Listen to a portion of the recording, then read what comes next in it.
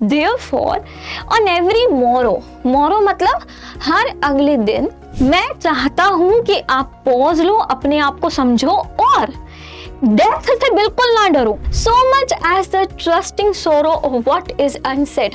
अब trusting sorrow का मतलब क्या है, यहाँ से ये क्वेश्चन भी आपके एग्जाम में बनता है। Hey everyone, मैं हूँ आपकी अपनी English faculty Kusum Goyal and स्वागत करती हूँ दृष्टि के इस प्लेटफॉर्म पर। आज हम करने वाले हैं क्लास 12 की first book that is flamingo की सारी कविताओं का line by line explanation and I hope कि मेरी जो कोशिश है कि आपको एक एक वर्ड का मीनिंग बता सकूं, ठीक है, वो कोशिश पूरी होगी और आपको अच्छी लगेगी। सो प्लीज सेशन कैसा लग रहा है कमेंट सेक्शन में जरूर बताइएगा। आपके जो सजेशंस हो वो भी प्लीज दीजिएगा इन द कमेंट सेक्शन। तो स्टार्ट करते हैं हम अपनी पहली कविता से, ठीक है। इसमें 5 कविताएं हैं आपकी इस बुक में एंड सारी आपकी यहाँ पे आज कवर्ड हो जाएगी। So, my mother at 66 की पोइटेस है कमला दास एंड कमला दास इस पूरी कविता में बता रही हैं कि किस तरीके से उनको अपनी माँ को खोने का डर सता रहा है। ओके, इसी का लाइन बाय लाइन एक्सप्लेनेशन देखते हैं। So, driving from my parents home to Kochi. Poetess कहती है कि जब मैं अपनी मम्मी के घर से कोचिंग जा रही थी, और ये बात कब की है, ये बात है लास्ट फ्राइडे मॉर्निंग की। तभी वो देखती है, आई सॉ माई मदर, वो अपनी मम्मी को देखती है बिसाइड मी, जो कि उनके बगल में बैठी हुई है, डोज, और उनकी मम्मा क्या कर रही है, सो रही है, मतलब वो झपकी ले रही है। डोज मतलब झपकी लेना, और कैसे झपकी ले रही है, मुंह खोल के हम लोग सोते हैं ना, ओपन माउथ।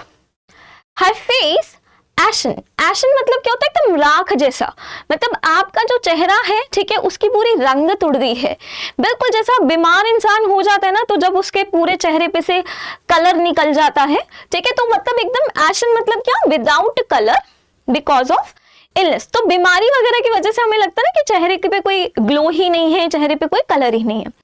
तो वो बताती है कि उन्होंने अपनी मम्मी को देखा जो उनके बगल में बैठी हुई थी एंड उनकी मम्मा का चेहरा, ठीक है, बिल्कुल डल लग रहा था। ऐसा लग रहा था कि चेहरे में कोई जान ही नहीं है, कोई कलर ही नहीं है, like that of a corps. उनकी मम्मी का चेहरा उनको वैसा लग रहा था जैसे किसी डेड बॉडी का चेहरा होता है, ठीक है, कॉर्प्स मतलब डेड बॉडी। तो इतना ज्यादा डल उनको अपनी मम्मी का चेहरा लग रहा था। अब जब हम अपने पेरेंट्स को इतना महसूस करते हैं यार कि वो इतने डल हो चुके हैं, इतने बूढ़े हो चुके हैं, तो हम सबको वो डर सताता है ना कि यार एक दिन ऐसा ना आए जब हम अपने पेरेंट्स को खो दे। यहाँ पे अपनी मम्मी की ऐसी हालत देखकर कमला दास को यही डर रियलाइज होता है, रियलाइज्ड विद पेन। जब वो ये चीज महसूस करती है ना कि उनकी मम्मा बहुत बूढ़ी हो चुकी है, उनके चेहरे में कोई कलर नहीं रहा है, चेहरा बिल्कुल डल है, तो उनको बहुत दर्द होता है और बहुत ही दर्द के साथ वो ये चीज रियलाइज करती है that she was as old as she looked. जितनी वो ओल्ड है, यानी कि जो उनकी मम्मा 66 ईयर्स की है, तो अब वो 66 ईयर्स की लग रही हैं, उतनी बूढ़ी वो लग रही हैं, उतनी डल वो लग रही हैं। But soon put that thought away, लेकिन फिर इतना नेगेटिव माइंड उनका जो हो चुका है, अपने मन को बदलने के लिए वो गाड़ी से बाहर देखती हैं, अपना पुट दैट थॉट अवे मतलब क्या, वो जो उनके मन में थॉट्स चल रही है ना कि यार मेरी मम्मा इतनी बूढ़ी हो गई, इतनी डल हो गई है, मैं कहीं अपनी मम्मी को खो ना दूं, ठीक है, इन सब चीजों को हटाने के लिए, अपना मूड चेंज करने के लिए वो गाड़ी से बाहर देखती है and looked out at young trees. And जब वो गाड़ी के बाहर देखती है तो उनको बिल्कुल ऑपोजिट नजारा दिखता है। देखो, गाड़ी के अंदर सब कुछ एकदम नेगेटिव लग रहा है कि मम्मा इतना बूढ़ी हो गई है, मम्मा को कभी भी खो सकते हैं। गाड़ी के बाहर बिल्कुल ऑपोजिट दिखाई देते हैं, उन्हें दिखाई देते हैं यंग ट्रीज। मम्मा क्या है, ओल्ड, ट्रीज कैसे लग रहे हैं, यंग। ओके, तो बिल्कुल ऑपोजिट उन्हें दिखता है। और ट्रीज क्या कर रहे हैं, स्प्रिंटिंग। स्प्रिंटिंग का मतलब होता है भागना। अब आप कहोगे मैम कि ट्रीज कैसे भागते हैं, तो बच्चे जब आप किसी ट्रेन में या कार में बैठे होते हो और फुल स्पीड में आप जा रहे होते हो तो ट्रीज ऐसे पीछे छूटते चले जाते हैं, तो ऐसा लगता है ना ट्रीज भाग रहे हैं। तो कमला दास भी यही कहती हैं कि जब वो गाड़ी के बाहर देखती हैं तो वो क्या देखती हैं कि जो ट्रीज हैं वो भाग रहे हैं, और ट्रीज क्या है, यंग है। The merry children spilling, merry मतलब क्या होता है, खुश, खुशनुमा बच्चे। चिल्ड्रन स्पिलिंग, स्पिलिंग मतलब क्या होता है, एक जगह से निकलना और फिर ऐसे अलग अलग डायरेक्शंस में जाना। जैसे आप इस फोटो में देख सकते हो, है ना, बच्चे हैं एक जगह से निकल के अलग अलग डायरेक्शंस में जा रहे हैं। तो वो देखती है कि बाहर यंग ट्रीज हैं, एकदम खुश खुश बच्चे हैं जो अलग अलग डायरेक्शंस में जा रहे हैं। अब ये जो नज़ारा है बिल्कुल ऑपोजिट है गाड़ी के अंदर वाले सीन से। गाड़ी के अंदर बिल्कुल नेगेटिविटी थी कि उनको अपनी मम्मी को खोने का डर सता रहा था, उनको अपनी माँ के बुढ़ापे का रियलाइजेशन हो रहा था। लेकिन गाड़ी के बाहर वो बिल्कुल ऑपोजिट दिखती है, गाड़ी के बाहर सारी चीजें यंग है। ओके, एंड ट्रीज जिस तरीके से भाग रहे हैं, तो कमला दास को भी रियलाइज होता है कि ऐसे ही हमारी लाइफ में वक्त भागता है। कितनी जल्दी होता है ना कि हम एक छोटे से बच्चे होते हैं, कहाँ तो भी वो होमवर्क कर रहे थे, है ना, 5th क्लास का, 6th क्लास का, और कहाँ अब इतने बड़े हो गए कि 12th क्लास में आ गए, कुछ पता ही नहीं लगा कि अब फिर कॉलेज में भी आ जाएंगे। बट आफ्टर द एयरपोर्ट्स, अब क्या होता है कि यहाँ पे दोनों गाड़ी में जा रहे हैं, उसके बाद ये कहाँ पहुंच जाते हैं, एयरपोर्ट पहुंच जाते हैं। वहां पे इनकी क्या होती है, चेकिंग होती है, सिक्योरिटी चेक होता है। Standing a few yards away, few yards away यानी कि कुछ दूरी से वो अपनी मम्मी को दोबारा देखती है। I looked again at her, अपनी मम्मा को एक बारी दोबारा देखती है। वेन, वेन मतलब क्या है, अगेन कलरलेस, जिसमें कोई कलर ना हो। और अभी भी उनको उनकी मम्मी का चेहरा कैसा दिख रहा है, वैसा ही दिख रहा है, बिल्कुल कलरलेस, कि मतलब चेहरे पे कोई रौनक ही नहीं है, चेहरे पे कोई कलर ही नहीं है, उतना ही डल दिखाई दे रहा है। पेल, पेल यानी कि बिल्कुल फीका। As a late winter's moon, जैसे ठंड के समय पे होता है ना, लेट विंटर्स के टाइम पे जैसा चांद निकलता है ना, कैसा निकलता है, एकदम फॉगी सा निकलता है, ठीक है, मतलब फॉग वगैरह होता है, ठीक है, डल होता है, उतना ब्राइट नहीं दिख रहा होता। और समर्स में आप चांद को देखो तो कितना ब्राइट नजर आ रहा होता है। तो यहाँ पे वो बोलती है कि मेरी मम्मी का चेहरा बिल्कुल कैसा दिख रहा है, जैसे कि लेट विंटर्स का मून है, क्योंकि जैसे लेट विंटर्स के टाइम पे चांद एकदम फीका दिखता है, एकदम डल दिखता है, उसी तरीके से मेरी मम्मी का चेहरा भी बिल्कुल डल दिख रहा है, उसमें कोई भी शाइन नहीं है। And felt that old familiar एक, एक यानी कि दर्द। अब अपनी मम्मी की ऐसी हालत देखकर, अपनी मम्मी का ऐसा डल चेहरा देखकर उन्हें फिर से वही जाना पहचाना, देखो क्या बोला है, ओल्ड, वही पुराने वाला, वही फेमिलियर, फेमिलियर मतलब जिसको आप जानते हो, उनको वही पुराना जाना पहचाना दर्द, एक यानी कि दर्द महसूस होता है। क्योंकि एक बारी हो सकता है कि जब वो पढ़ाई करने के लिए गई थी या किसी जॉब के पर्पस से गई थी, तो वो अपनी माँ से अलग हुई होंगी बचपन में। अब वो बड़ी हो गई हैं, वो कोचिंग जा रही है, तो अब उन्हें फिर से एक बारी डर लग रहा है कि यार कहीं मैं अपनी माँ को हमेशा के लिए खो तो नहीं दूंगी, कहीं ऐसा तो नहीं होगा कि जब मैं वापसी आऊंगी तो मेरी माँ रहेंगी नहीं, क्योंकि वो यार 66 ईयर की हो गई है, उनका चेहरा इतना डल दिख रहा है कि उनके चेहरे पे कोई कलर ही नहीं है, इतनी वो बीमार सी लग रही है, तो कहीं ऐसा तो नहीं होगा कि मैं माँ को हमेशा के लिए खो ही दूं। सो अंदर से वो बहुत ज्यादा एंजाइटी से भरी हुई है। माई चाइल्डहुड फियर, जैसे बचपन में उनको डर लगता था ना कि यार मैं अपनी माँ को ना खो दूं, वही डर उनको फिर एक बारी फिर सता रहा है। जैसे हम लोगों के साथ में भी होता है ना, मम्मी, वैसे मम्मा पूरे दिन घर पे होती है, हमें कोई फर्क नहीं पड़ता, लेकिन मम्मा आधे घंटे के लिए बाहर चली जाए तो मम्मी का है, मम्मी का है, मम्मी का है ना, हमारी तो भाई हालत बेकार हो जाती है। लेकिन क्या ये सारी चीजें कमला दास अपनी माँ से शेयर करती है कि माँ मुझे तुम्हें लेकर इतना डर लग रहा है, मुझे डर सता रहा है कि मैं कहीं तुम्हें खो ना दूं? नहीं, वो अपनी माँ से कुछ भी नहीं कहती, क्योंकि उन्हें लगता है कि अपनी परेशानी से वो कहीं अपनी माँ को परेशान ना कर दे। But all I said was see you soon. तो वो क्या कहती है कि मैंने बस बोला तो अपनी माँ से क्या बोला जाते वक्त, सी यू सून अम्मा। तो उन्होंने अपनी लैंग्वेज में अपनी मम्मा को क्या बोला? अम्मा। ऑल आई डिड वो smile and smile and smile. और मैंने सिर्फ क्या किया? मैंने सिर्फ स्माइल किया, स्माइल किया, स्माइल किया। कहने के लिए मैंने क्या किया? सिर्फ सी यू सून अम्मा बोला। ठीक है, सी यू सून अम्मा से देखो सी यू सून बोला है कि जल्दी दोबारा मिलते हैं, है ना। तो मतलब वो एक होप के साथ में जा रही है कि वो अपनी माँ को देखेंगी, है ना, दोबारा उनसे मिलेंगी। तो वो एक पॉजिटिव नोट पे फेयरवेल देती है अपनी मम्मा को। ठीक है, एंड लास्ट में वो कहते हैं कि मैंने कुछ नहीं किया, मतलब ऐसा रोना धोना कुछ नहीं किया, मैंने सिर्फ किया तो क्या किया? Smile and smile and smile. तो ये स्माइल किस चीज के लिए है? होप के लिए। ठीक है, उनको जो रियलाइज, देखो पहला तो उन्हें रियलाइज हुआ ना कि वो अपनी मम्मा को खो देंगी। ठीक है, फिर उन्होंने उस चीज को ओवरकम भी किया, उनमें एक पॉजिटिव नोट मतलब पॉजिटिव नोट पे उन्होंने अपनी मम्मा को बाय किया। उनके अंदर एक उम्मीद है, ठीक है, कि वो अपनी मम्मा से दोबारा मिलेंगी। ओके, सो आई होप कि ये पोम आपको अच्छे से समझ में आई होगी, ये कविता आपको एकदम अच्छे से समझ में आई होगी।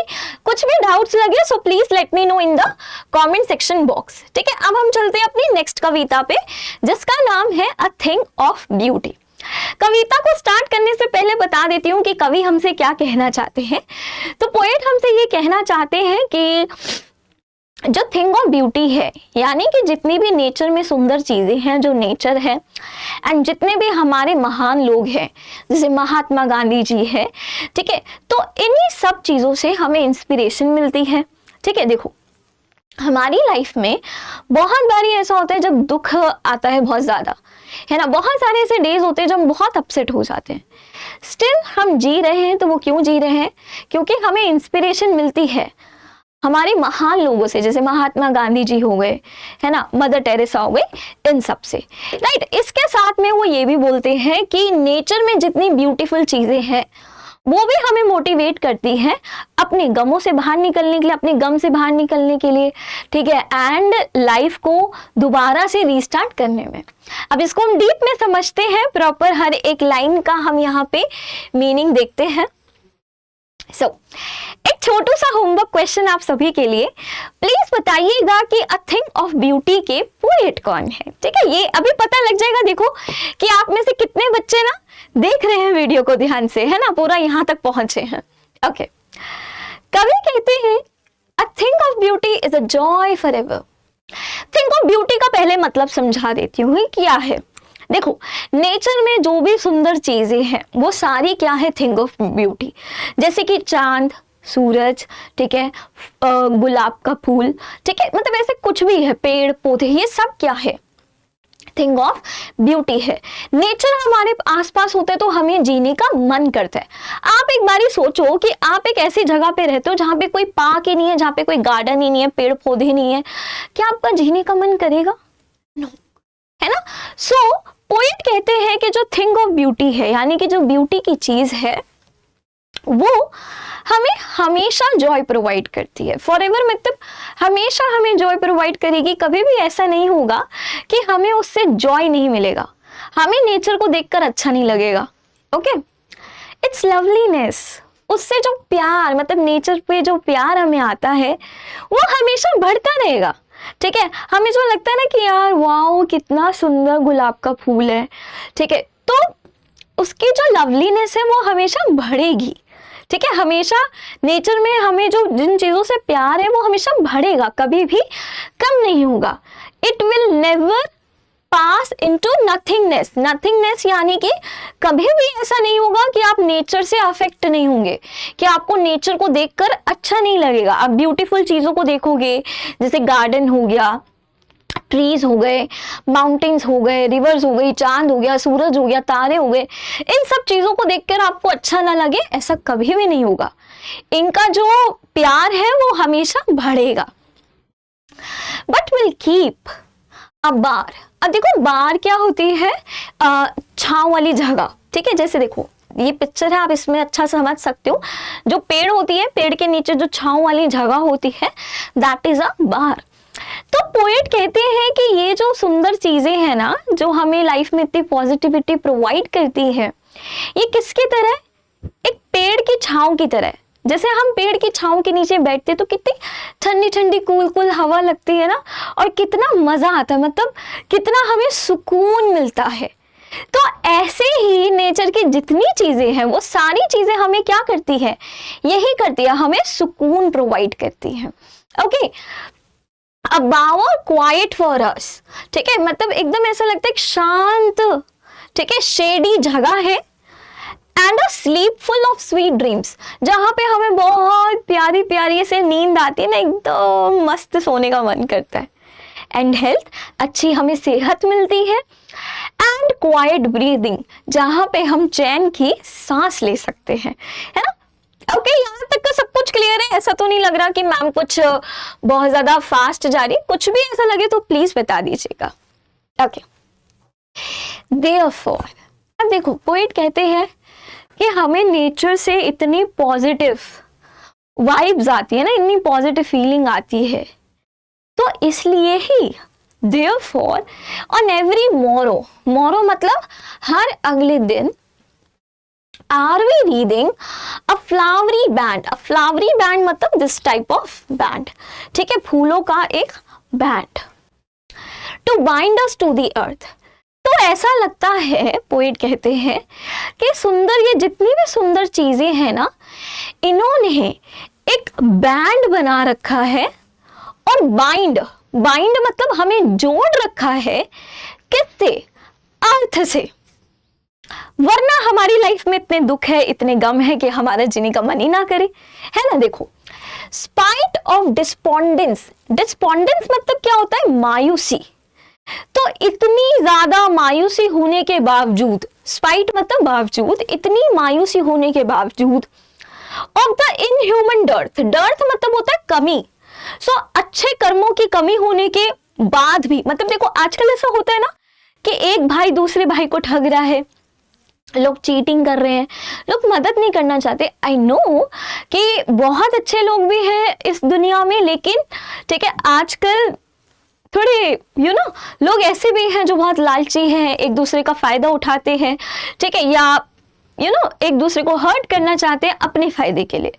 ओके, तो मतलब हमारी लाइफ में मायूसी भी है, अच्छे कर्मों की कमी भी है, ऑफ नोबल नेचर्स, है ना, ऑफ गुड डीड्स, मतलब अच्छे कर्मों की कमी होने के बावजूद, मायूसी होने के बावजूद हम इस धरती पे जुड़े हुए हैं, because of a thing of beauty of the gloomy days. Gloomy मतलब क्या होता है? सैड। हमारी लाइफ में ऐसे दिन आते हैं ना जब हम बहुत सैड हो जाते हैं, आज मम्मी ने डांट दिया, आज पापा ने डांट दिया, तो स्कूल वाली मैम ने डांट दिया, एक तो जो कोई देखो हमें पकड़ के डांटता रहता है ना। of all the unhealthy and over darkened ways, है ना, जब हम अपनी लाइफ में बहुत अपसेट होते हैं, डिसअपॉइंटेड होते हैं, तो हम गलत रास्तों पे भी चलते रहते हैं, है ना। तो देखो कितनी सारी नेगेटिव चीजें हैं ना। पहली नेगेटिव चीज मायूसी, दूसरी नेगेटिव चीज अच्छे कर्मों की कमी होना, ठीक है, ह्यूमैनिटी का ना होना, ठीक है, ग्लूमी डेज यानी कि उदासी से भरे दिन, ठीक है, उसके बाद क्या है? Unhealthy and over darkened ways, गलत रास्ते, है ना। तो ये सब है, उसके बाद भी made for our searching, yes, in spite of all, यानी कि इन सब चीजों के होने के बाद भी, ठीक है, हमारी लाइफ में ब्यूटी होती है ना, नेचर की जो सुंदरता है, सम शेप ऑफ ब्यूटी, यानी कि ब्यूटी किसी भी चीज में हो सकती है। ऐसा नहीं है कि नेचर के सिर्फ फ्लावर्स हो गए, रिवर्स हो गए, माउंटेन्स हो गए, ठीक है, कुछ भी, मतलब किसी भी शेप में ब्यूटी आ सकती है, ब्यूटी का कुछ भी रूप हो सकता है ना। Some shape of beauty moves away the pall, pall मतलब जो हमारे जीवन में सैडनेस के डार्क क्लाउड्स है, ठीक है, उन सारे क्लाउड से हमें बाहर लेके आता है कौन? Beauty, from our dark spirits, ठीक है। तो जब हम बिल्कुल उदास होते हैं, बिल्कुल मायूस होते हैं, गलत रास्ते पे बस चलने को रेडी होते हैं, तब ये जो शेप ऑफ ब्यूटी है, मतलब किसी भी चीज में मतलब ब्यूटी आ सकती है, कुछ भी उसका रूप हो सकता है ना, वो हमें पॉजिटिव बनाती है ना। जैसे मान लो कि एक कोई, आप बहुत ज्यादा सैड हो, you are very sad, you are very disappointed, बहुत दुखी हो, और मैम आपको उस टाइम पर आके एक फ्लावर दे दे और बोले कि have a very good day, तो आपको फ्लावर देख के कितनी पॉजिटिव वाइब्स आएंगी ना, आपको ऐसा लगेगा कि यार ये तो मतलब बड़ा अच्छा है ना, थोड़ा हमारा माइंड चेंज होता है। So yes, think of beauty हमें क्या करती है, लाइफ में मोटिवेट करती है एंड हमें आगे बढ़ने में, ठीक है, मौका प्रोवाइड करती है। अब देखो, नेगेटिव चीजें बता दी, अब उसके साथ साथ में पोएट हमें पॉजिटिव चीजें भी बताएंगे कि आखिर इस अ थिंग ऑफ ब्यूटी में क्या क्या चीजें आती हैं। तो देखो, थिंग ऑफ ब्यूटी में क्या क्या आ रहा है, such the sun the moon, ठीक है, तो सन हो गया थिंग ऑफ ब्यूटी का एग्जाम्पल। और बेटे, ये वाला क्वेश्चन ना एग्जाम में भी आता है, जहां पे पूछा जाता है कि गिव अ लिस्ट, ठीक है, या फिर इनडायरेक्टली आपसे पूछ लिया घुमा फिरा के कि भाई बताओ थिंग ऑफ ब्यूटी में क्या क्या चीजें आएंगी और नेगेटिव चीजें क्या क्या आएगी। तो नेगेटिव हमने अभी पीछे कवर की, अब हम करने वाले थिंग ऑफ ब्यूटी कि थिंग ऑफ ब्यूटी में एक्चुअली क्या क्या आ रहा है। Such the sun the moon, तो सूरज है, चांद है, ठीक है, ट्रीज पेड़ है, चाहे ओल्ड हो चाहे यंग हो, ठीक है, स्प्राउटिंग अ शेडी बून, ठीक है। सो मतलब ये जो जितनी भी पॉजिटिव चीजें हैं ना, ये एक तरीके से हमारे ऊपर आशीर्वाद की तरह है ना, it's like a blessing to us. For simple sheep आप एनिमल्स को भी देख लो भाई, एनिमल्स भी थिंग ऑफ ब्यूटी है। जैसे आपको डॉगी को देख के कितना वो लगता होगा, कितना प्यार से क्यूटू सा है, कैट को देख के, है ना, मतलब एनिमल्स को देख के भी हमें बड़ा अच्छा लगता है। एलिफेंट्स हो गए, एलिफेंट्स को देख के कितना मजा आता है। For simple sheep and such are daffodils, ठीक है, डैफोडिल्स क्या होते हैं, आपके flower, this one you can see, तो ऐसे फ्लावर हो गए, डैफोडिल्स हो गए, ठीक है। With the green world we live in, दे क्या मतलब, अब ये सारी चीजें हमें कहाँ देखने को मिलती है, ग्रीन वर्ल्ड में, यानी कि फॉरेस्ट में हमें देखने को मिलती है। ये हो गई सारी, देखो क्या क्या हो गई, सन, मून, पेड़, ठीक है, एंड शीप, डैफोडिल्स, और ये सब कुछ हमें कहाँ देखने को मिलता है, ग्रीन वर्ल्ड में, यानी कि फॉरेस्ट में। एंड क्लियर रिल्स, रिल्स क्या होती है, पानी की छोटी धाराएं, ठीक है, दिस वन ऐसा, ठीक है। तो ये भी कितनी सूदिंग लगती है ना भाई, कितना इसको देख के, हाय जो पानी के झरने की आवाज आती है कितनी प्यारी होती है, मिट्टी की गीली मिट्टी की जो खुशबू होती है, ओए होए होए, मजा ही आ जाता है ना। That for themselves a cooling covert, covert क्या होता है, एरिया ऑफ थिक बुशेस, ठीक है, जहां पे ऐसे मोटे मोटे बुशेस होते हैं, so this is covert, okay. Make against the hot season, तो अब देखो आप सोच रहे थे ना कि नेचर ऑफ ब्यूटी, मतलब जो थिंग ऑफ ब्यूटी है, यानी कि जो नेचर है वो हमें पॉजिटिविटी कैसे प्रोवाइड करता है, कैसे हेल्प करता है, ऐसे करता है कि मतलब ये जो जितनी सारी चीजें हैं, ठीक है, अपने ट्रीज हो गए, ठीक है, अपने डैफोडिल्स हो गए, अपना ये जो ग्रीन वर्ल्ड है, फॉरेस्ट है, ये जो छोटी धाराएं हैं पानी की, ये हमें क्या करती हैं, ये बेटा हमको हॉट सीजन से प्रोटेक्ट करती है। अगर सोचो नेचर में ये सारी चीजें नहीं होगी तो अपनी तो बैंड बच जाएगी, ठीक है। The mid forest brakes, brakes क्या होते हैं, sorry, mid forest brake a thick mass of ferns, ठीक है, तो ये, ठीक है, ये आपका हो गया फर्न्स, ठीक है, पिक्चर से आई होप ज्यादा क्लियर है। तो ये सारी चीजें, ठीक है, और क्या क्या है, rich with a sprinkling of fair musk rose blooms, ठीक है, ब्लूम्स यानी कि फ्लावर्स, तो मस्क रोज फ्लावर, ठीक है, ये इस तरीके के जो फ्लावर्स होते हैं, ये सब चीजें हमें क्या करती हैं, पॉजिटिव बनाती है, हमारी लाइफ को बहुत प्यारा और सुंदर बनाती है ना, हमें अच्छा लगता है इन सब चीजों को देखकर। तो अब देखो, अगर आपको क्वेश्चन आ जाए कि थिंग ऑफ ब्यूटी में क्या क्या आएगा, तो हम क्या क्या लिखेंगे, sun, moon, trees and daffodils, sheep, rills, ठीक है, देन कोवर्ट, कूलिंग कोवर्ट, ठीक है, and brake, musk rose, blooms, ये सारी चीजें अपनी आ जाएगी थिंग ऑफ ब्यूटी में। ओके, आगे चलते हैं, चलो। अच्छा, तो क्या सिर्फ सारी चीजें होती है जिनसे हमको लाइफ में पॉजिटिविटी मिलती है, हाँ, या कुछ और भी हो सकता है। तो सिर्फ यही चीजें नहीं होती जिससे हमको लाइफ में पॉजिटिविटी मिलती है, और क्या चीजें होती है जिनसे हमको लाइफ में पॉजिटिव लगता है, जिनसे हमको मोटिवेशन मिलता है, इंस्पिरेशन मिलती है, और क्या है। और जब हम देखो किसी की कहानी सुनते हैं, जैसे मान लो कि एक यूपीएससी टॉपर बच्चे की हमने कहानी सुनी कि उसने किस तरीके से स्ट्रगल किया, उसने कितनी मेहनत की, उसने फिर यूपीएससी क्लियर किया, तो हमें भी मोटिवेशन मिलता है, यार हम भी ऐसे कर सकते हैं, है ना। हमारी लाइफ में हमारे कुछ ना कुछ आइडल्स होते हैं जिनको हम बहुत मानते हैं, मतलब कि हमारी लाइफ में हमारे हीरोज होते हैं, है ना। मेरी लाइफ में मेरे हीरो मेरे पापा हैं, मम्मी है, हीरोइन मेरी, ठीक है, उनसे मेरे को सबसे ज्यादा इंस्पिरेशन मिलती है, ठीक है। ऐसे ही आपकी लाइफ में भी होंगे आपके, है ना, ऐसे आइडल्स, आपके hero heroine. Please comment section में ये जरूर बताइएगा आपको सबसे ज्यादा इंस्पिरेशन किससे मिलती है लाइफ में। तो जब हम अपने महान लोगों के बारे में सुनते हैं तो हमें उनसे क्या मिलती है, इंस्पिरेशन। अब इसी पॉइंट को पोएट यहाँ पे बताना चाहते हैं। देखो पोएट कहते हैं कि थिंग ऑफ ब्यूटी में नेचर वाली तो सारी चीजें आ गई, उसके साथ साथ में और क्या है, and such too is the grandeur. Grandeur मतलब क्या होती है, शान, magnificence of the dooms we have imagine for the mighty. Mighty मतलब महान, डेड। तो ऐसे बहुत से मतलब महान लोग हैं ना, ठीक है, जो अब हमारे बीच में नहीं है, लेकिन जब हम उनके बारे में पढ़ते हैं, जैसे नेल्सन मंडेला हो गए, नेल्सन मंडेला के बारे में जब हम पढ़ते हैं हमें कितनी इंस्पिरेशन मिलती है कि किस तरीके से, है ना, उन्होंने साउथ अफ्रीका में, ठीक है, जो ब्लैक एंड व्हाइट पीपल के बीच का जो डिस्क्रिमिनेशन, भेदभाव था, उसको खत्म किया था।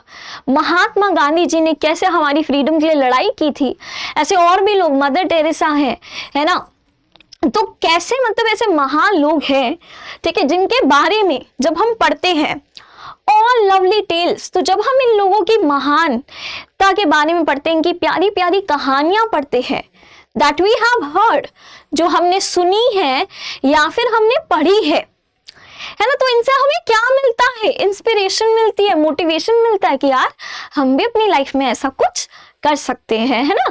हमें जब हम बिल्कुल नेगेटिव से हो जाते हैं कि यार नहीं हो रहा, अब ये चीज नहीं होगी, बस अब नहीं करना, तब हमको लगता है ना कि नहीं यार, अगर इन्होंने करा है ना, तो ये मेरे आइडल है, इनको मैं हीरो मान के मैं भी इनके, है ना, नक्शे कदम पे चल सकता हूँ, मैं भी लाइफ में कर सकता हूँ, है ना। जब हम देखते हैं कि यार एक दूसरा एग्जाम्पल देखते हैं कि यार उस बच्चे के पास भी तो कुछ नहीं था, है ना, बल्कि उस बच्चे के साथ में तो इतना बड़ा इंसिडेंट हो गया, मान लो कि उस बच्चे ने अपना पैर खो दिया, उसके बाद भी वो देश के लिए मेडल लेके आ रहा है। तो जब हम ऐसी कहानियां सुनते हैं हमें कितना अच्छा लगता है ना। तो राइटर यही कहते हैं कि थिंक ऑफ ब्यूटी में और एक चीज क्या आती है कि हमारे बीच जो अब महान लोग नहीं रहे हैं, लेकिन उनकी कहानियां जब हमने सुनी है या पढ़ी है, तो उनसे हमें क्या मिलता है, मोटिवेशन मिलता है, इंस्पिरेशन मिलती है।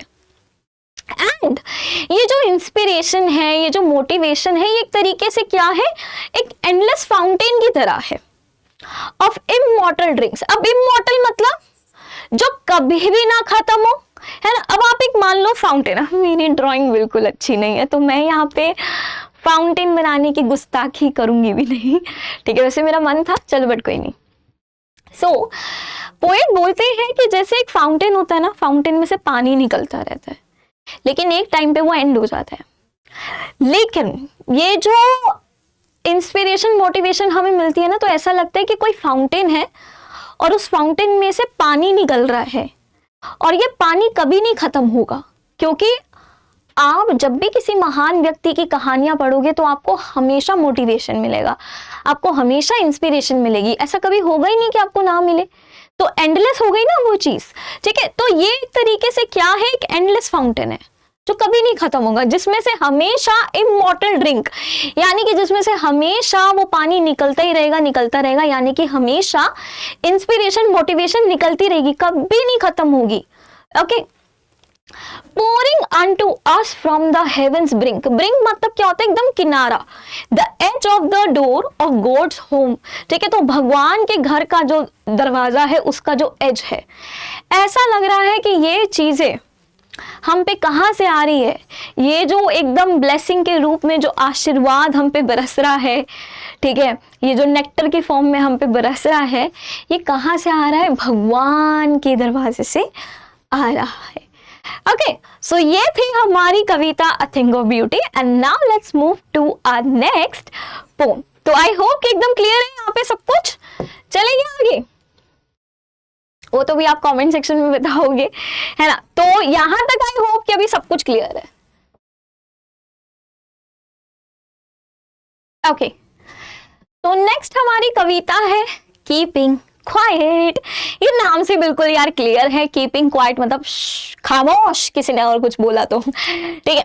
वेल, आपको खामोश रहने की जरूरत नहीं है, आपको फटाफट से कमेंट सेक्शन में लिखना है कि इसके पोएट कौन है, ठीक है। जल्दी जल्दी से बताएंगे भाई, पता लग जाएगा कि कौन कितना पढ़ रहा है, ठीक है। चलो चलिए, थोड़ा सा स्टार्ट करने से पहले मैं आपको इसका मतलब मैसेज बता देती हूँ कि पोएट ने कविता क्यों लिखी है, क्या वो हमसे यहाँ पे चाहते हैं। तो इस कविता में पोएट हमसे ये कहना चाहते हैं कि यार हम ना अपनी लाइफ में किसी ना किसी चीज के पीछे भागते रहते हैं, पागलों की तरह बस भागते रहते हैं। तो हमें ऐसा नहीं करना चाहिए, हमें थोड़ा रुक के सोचना चाहिए कि हम जिस चीज के पीछे भाग रहे हैं क्या वो जरूरी भी है, उससे क्या फायदा होगा। मतलब हम जो कुछ भी कर रहे हैं हमें करना चाहिए, लेकिन हमें अपनी लाइफ में पॉज लेना जरूरी है, ठीक है। तो देखो, वो नहीं बनी वाला डायलॉग कि मैं तो भाई उड़ना भी चाहता हूँ, ये भी करना चाहता हूँ, वो भी करना चाहता हूँ, गिरना भी चाहता हूँ, बस रुकना नहीं चाहता, ऐसा कुछ नहीं है। पोएट कहते भाई रुक जाओ, संभल जाओ, थोड़ा सा देखो तो कि तुम कर क्या रहे हो, ठीक है। अपनी लाइफ को समझना बहुत जरूरी है। पोएट ये नहीं कह रहे हैं कि आप हमेशा के लिए रुक जाओ, पोएट क्या कह रहे हैं कि आप पॉज लो, ठीक है।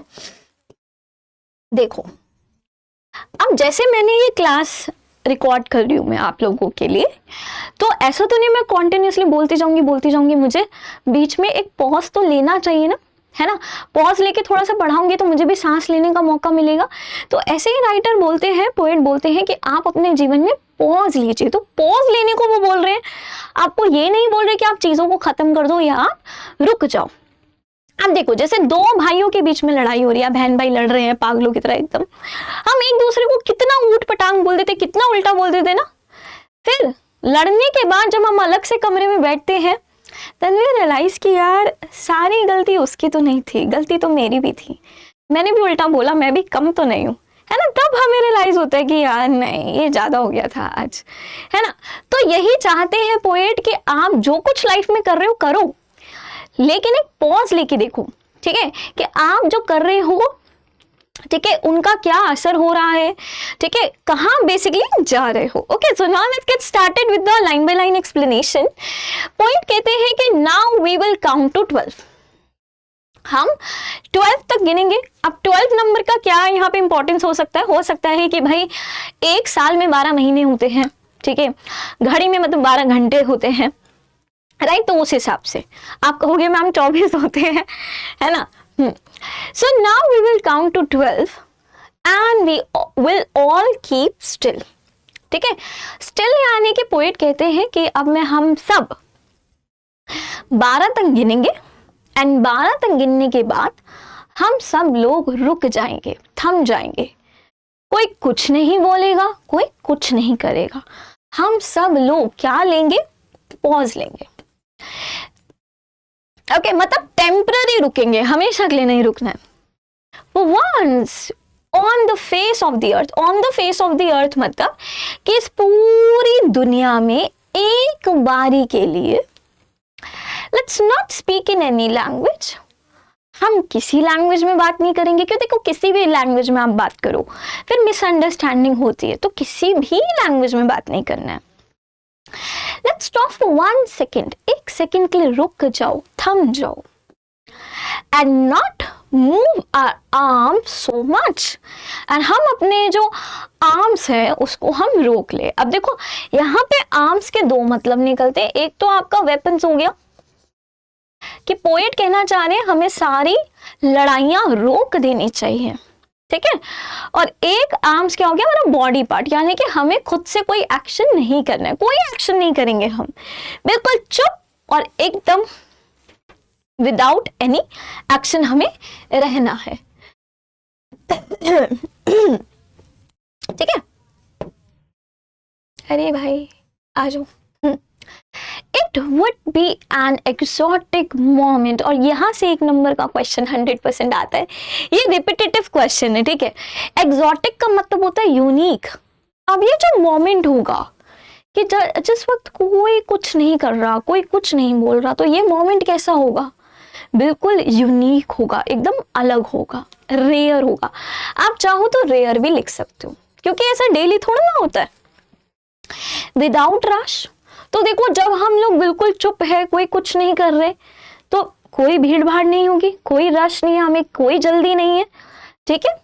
विदाउट इंजन, भाई कोई इंजन नहीं चल रहा होगा, ऑब्वियसली जब कोई काम ही नहीं कर रहा तो कोई इंजन नहीं चलेगा। We should all be together in a sudden strangeness, और ये कितना स्ट्रेंज होगा ना, कितना अलग, कितना रेयर, कितना यूनिक होगा ना, जब सब एकदम रुके हुए, कोई कुछ नहीं बोल रहा है। और तब हम सब लोग क्या होंगे? टुगेदर होंगे, साथ में होंगे, तब हम एक दूसरे को समझ पाएंगे। Fishermen in the cold sea would not harm whales. अब एक जो ये मछुआरे होते हैं, ये मछली पकड़ते हैं, ठीक है, वेल्स को हर्ट करते हैं, तो पोएट कहते हैं कि जब कोई कुछ नहीं करेगा, ठीक है, तो ये जो फिशरमैन होते हैं, जो मछुआरे होते हैं ये वेल्स को हर्ट नहीं करेंगे, है ना। यानी कि यहां से इन दोनों लाइन से पोएट हमें क्या मैसेज देना चाह रहे हैं कि हमें एनिमल्स को हर्ट नहीं करना चाहिए, वो भी तो इस धरती पे है ना, तो हमें को एग्जिस्ट करना चाहिए, साथ में मिलके रहना चाहिए। And the man gathering salt, और एक जो आदमी जिसका काम है नमक इकट्ठा करना, would look at his hurt hands. अब जब कोई कुछ नहीं कर रहा, सब रुके हुए हैं, तो वो आदमी जो कि नमक इकट्ठा करता है, जिसकी जॉब ये है कि भाई उसे नमक इकट्ठा करना है, उसे भी समय मिलेगा कि वो देख सकेगा कि उसके हाथ बिल्कुल छिल चुके हैं, है ना, नमक की वजह से, ठीक है, उसके हाथों पे छाले पड़ चुके हैं। तो ये उसे कब रियलाइज होगा?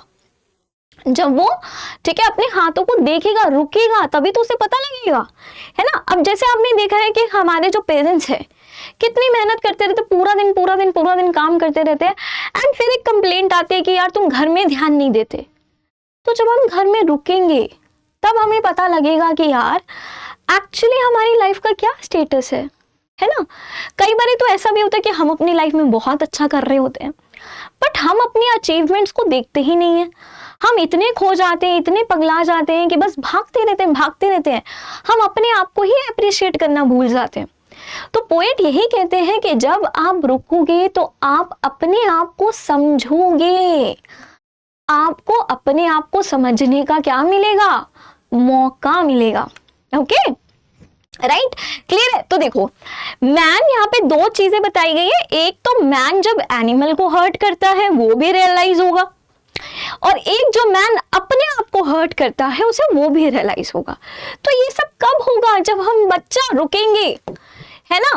अब जैसे मान लो पूरे दिन भाग के, ठीक है, पूरे दिन में दिन रात पढ़े जा रही हूँ, स्टिल मैं बिल्कुल ही नहीं रुक रही, देख ही नहीं रही, तो अगर मैं एक दिन बैठ के रुक के देखूं तो मुझे समझ में आएगा ना कि यार मैं जो इतना रट्टाफिकेशन कर रही हूँ ये मेरे काम भी आएगा। मतलब क्या मैं इन सब चीजों से कुछ सीख भी रही हूँ? मतलब ठीक है, मैं मतलब ये कर रही हूँ, वो कर रही हूँ, बट क्या मेरी चीजें समझ में आ रही है? तो ये आपको कब समझ में आएगा? जब आप अपने आप को थोड़ा समय दोगे। तो रुकना बहुत जरूरी है। और रुकना अपने आप को क्यों जरूरी है, अपने आप को क्यों रोकना जरूरी है, क्यों पॉज लेना है? ताकि आप अपने आप को समझ सको, अपने आप से क्वेश्चन कर सको कि कुसुम जो तू कर रही है, जो मैं कर रहा हूं, वो सही भी है या नहीं है, उससे कुछ हो भी रहा है या नहीं हो रहा। ठीक है, चाहे अच्छे वे में चाहे बुरे वे में, ठीक है, आपको दोनों चीजें पता लगेगी, पॉजिटिव साइड भी दिखेगी, नेगेटिव साइड भी दिखेगी। ठीक है, Those who prepare green wars, अब ग्रीन वॉर्स यानी कि एनवायरमेंट के साथ में, ठीक है। तो पोएट कहते हैं कि हम लोग जो ग्रीन वॉर करते हैं एनवायरमेंट के साथ में, है ना, हम क्या करते हैं, पेड़ पौधों को काटा और अपना घर बनाया, तो इससे कोई बेनिफिट नहीं होने वाला, इससे हमारे नुकसान होगा।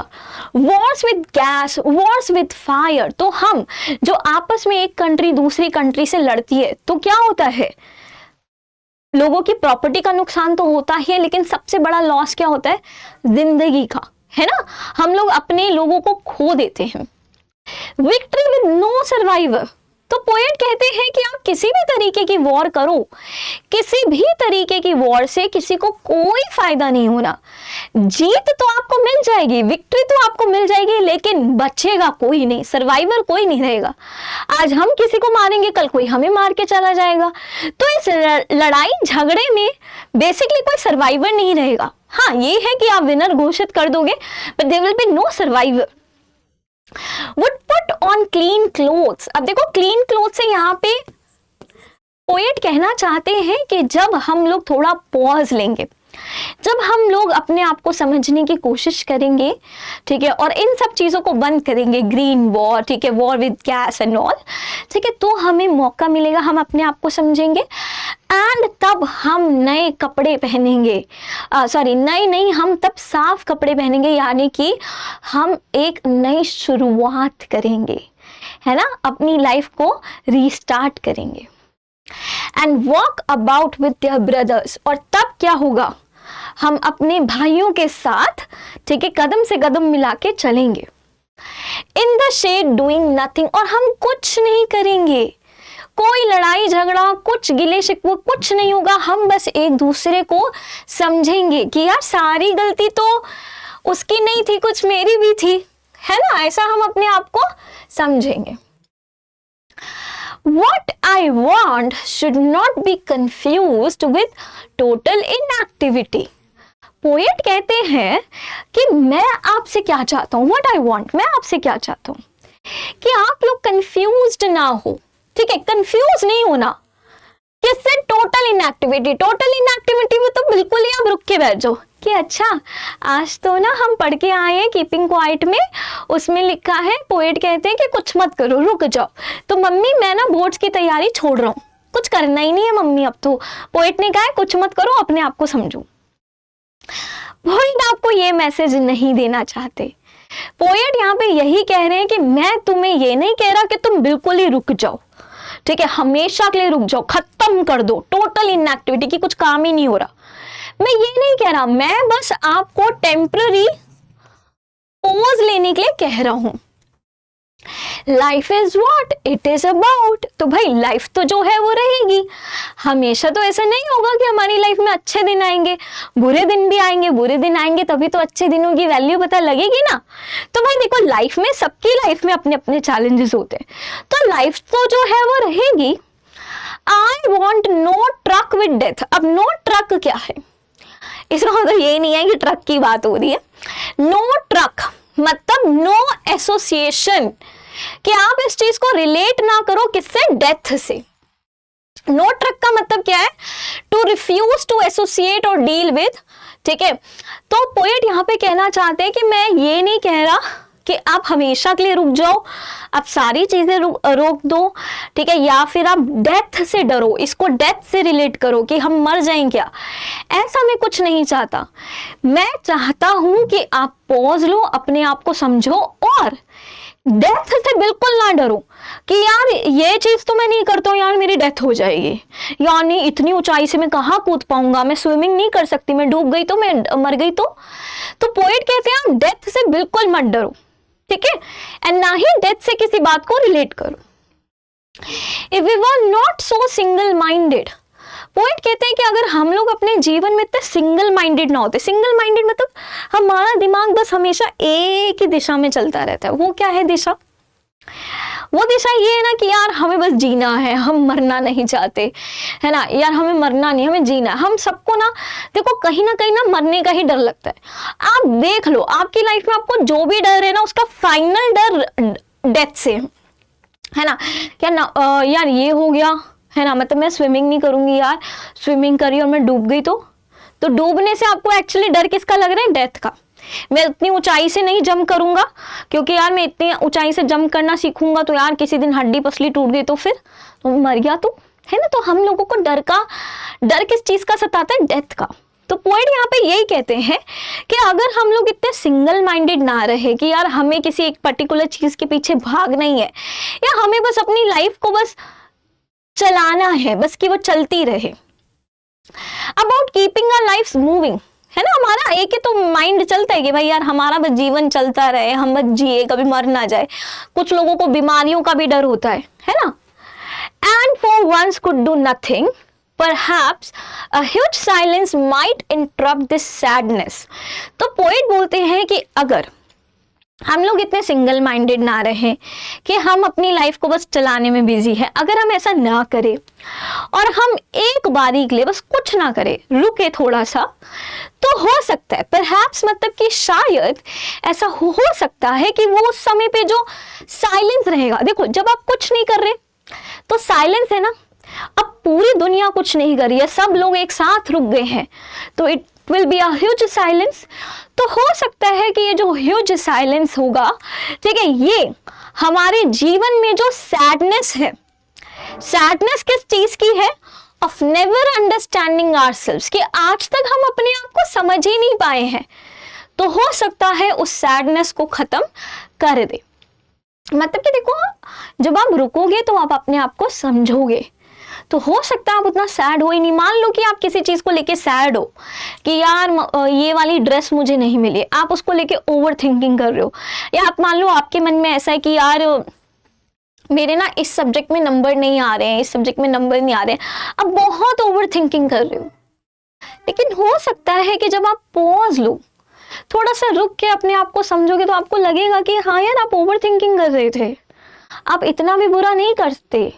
एंड अगर आपके नंबर नहीं भी आ रहे तो क्या है, आप उसको प्रैक्टिस करके, उसको पढ़ के, है ना, आप उसका सॉल्यूशन निकाल सकते हो एंड आप उस चीज को अचीव कर सकते हो, है ना। हो सकता है कि आप जैसे मान लो कोई पेपर लेकर बैठे हो, आप उसको पढ़े जा रहे हो, पढ़े जा रहे हो, पढ़े जा रहे हो, लेकिन आपको लग रहा है मेरे नंबर नहीं आ रहे, तो जब आप रुकोगे, आप एनालाइज करोगे ना कि हाँ यार ये सबसे टफेस्ट पार्ट है, मेरे तो हर बार इसी टॉपिक में नंबर कटते हैं, तो सबसे पहले जो जिस चीज से मुझे डर लगता है मैं उसको कवर करूं।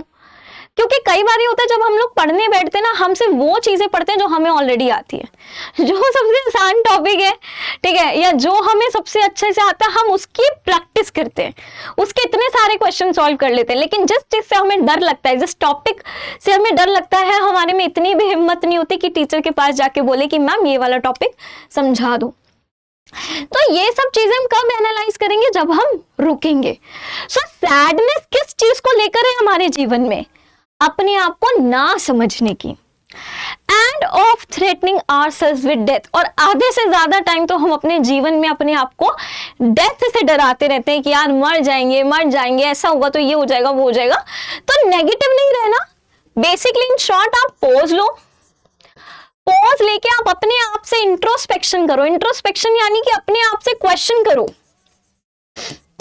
अपने आप से क्वेश्चन करो, अपने आप को समझो, ठीक है, एंड उसके अकॉर्डिंग आगे मूव ऑन करो, ठीक है। ये बेसिकली पोएट इस पूरी कविता में कहना चाहते हैं, ठीक है। अभी हमारी ये कविता खत्म नहीं हुई है, एक और स्टैंजा है छोटू सा। Perhaps the earth can teach us as when everything seems dead and later proves to be alive। तो पोएट बोलते हैं कि सेम चीज हमें और किससे सीखने को मिलती है, हमें सीखने को मिलती है अर्थ से। अर्थ में जब विंटर सीजन आता है, कौन सा सीजन आता है, विंटर सीजन। अब विंटर सीजन में हमें सारी चीजें बड़ी डल सी लगती है ना, ऐसा लगता है खत्म सी हुई है, अर्थ जैसे रुक गई है ना। क्या मतलब कितना तो हमें नींद आती है विंटर सीजन में, और चांद ठीक से नहीं दिखता, कितना फॉगी दिखता है, हर जगह हमें ऐसे फॉग, स्नो वगैरह ये सब दिखती है ना, तो सारी चीजें हमें जाम सी लगती है। लेकिन फिर स्प्रिंग सीजन आता है ना, एंड स्प्रिंग सीजन में फिर हमें लगता है कि यस, अब दोबारा से नए नए फ्लावर्स आ रहे हैं, तो दोबारा से अर्थ ने रीस्टार्ट किया है। तो अर्थ भी पॉज लेता है जब हमें लगता है कि सारी चीजें रुक गई है, ठीक है, तो वो रुकी नहीं होती, अर्थ ने बस पॉज लिया होता है, वो एक छोटू सा पॉज लेके दोबारा से रीस्टार्ट करता है, ठीक है। तो देखो, हमें एक टाइम ऐसा होता है ना जब लगता है कि सारी चीजें डेड हो गई है, सारी चीजें रुक गई है, लेकिन अर्थ छोटू सा ब्रेक लेकर फिर सारी चीजें रीस्टार्ट करता है, तो हमें लगता है कि यस यार, अब तो दोबारा से सारी चीजें जिंदा हो गई है। ओके, सो पोएट कहते हैं now I will count up to 12, अब मैं गिनूंगा 12 तक एंड यू कीप क्वाइट, और आप सब लोग एकदम खामोश, एंड आई विल गो। ठीक है, तो आप लोग अपने आप को इंट्रोस्पेक्ट कीजिएगा, यानी कि आप अपने आप को क्वेश्चन कीजिएगा, अपने आप को समझिएगा। ठीक है, इसी के साथ में हम चलते हैं अपनी नेक्स्ट कविता को समझने। ठीक है, यहां तक का सारा कुछ एकदम क्लियर है तो प्लीज बता दीजिएगा। ओके, नेक्स्ट है a road side stand, and इसके पोएट कौन है जल्दी से बता दीजिए in the comment section box.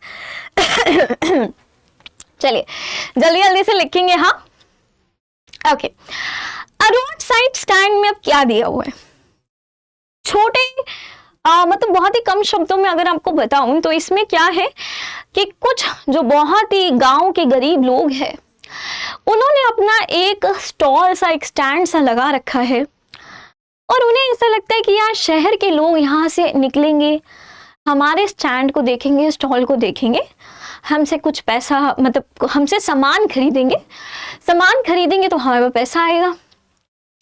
सामान में ये लोग क्या बेच रहे हैं, ये बेच रहे हैं फल सब्जियां, तो फल खरीद लिए, सब्जियां खरीद लिए तो हमें कुछ पैसा मिलेगा तो हम भी ग्रो करेंगे। उनके भी सपने हैं कि यार जैसे लोग शहर में रहते हैं, जैसे शहर में होता है ना, हमने सुना भी है कि एक का खर्चा दूसरे की इनकम होती है। एक इंसान खर्चा करता है तो वो दूसरे की इनकम बनती है। जैसे आपने बोला कि मम्मा बैग चाहिए, न्यू बैग चाहिए, है ना। अब न्यू बैग आपको चाहिए तो मम्मा जाके बैग को खरीदेगी। अब मम्मा बैग को खरीदेगी तो मम्मी का तो खर्चा हो गया, लेकिन शॉपकीपर का तो इनकम हो गया ना।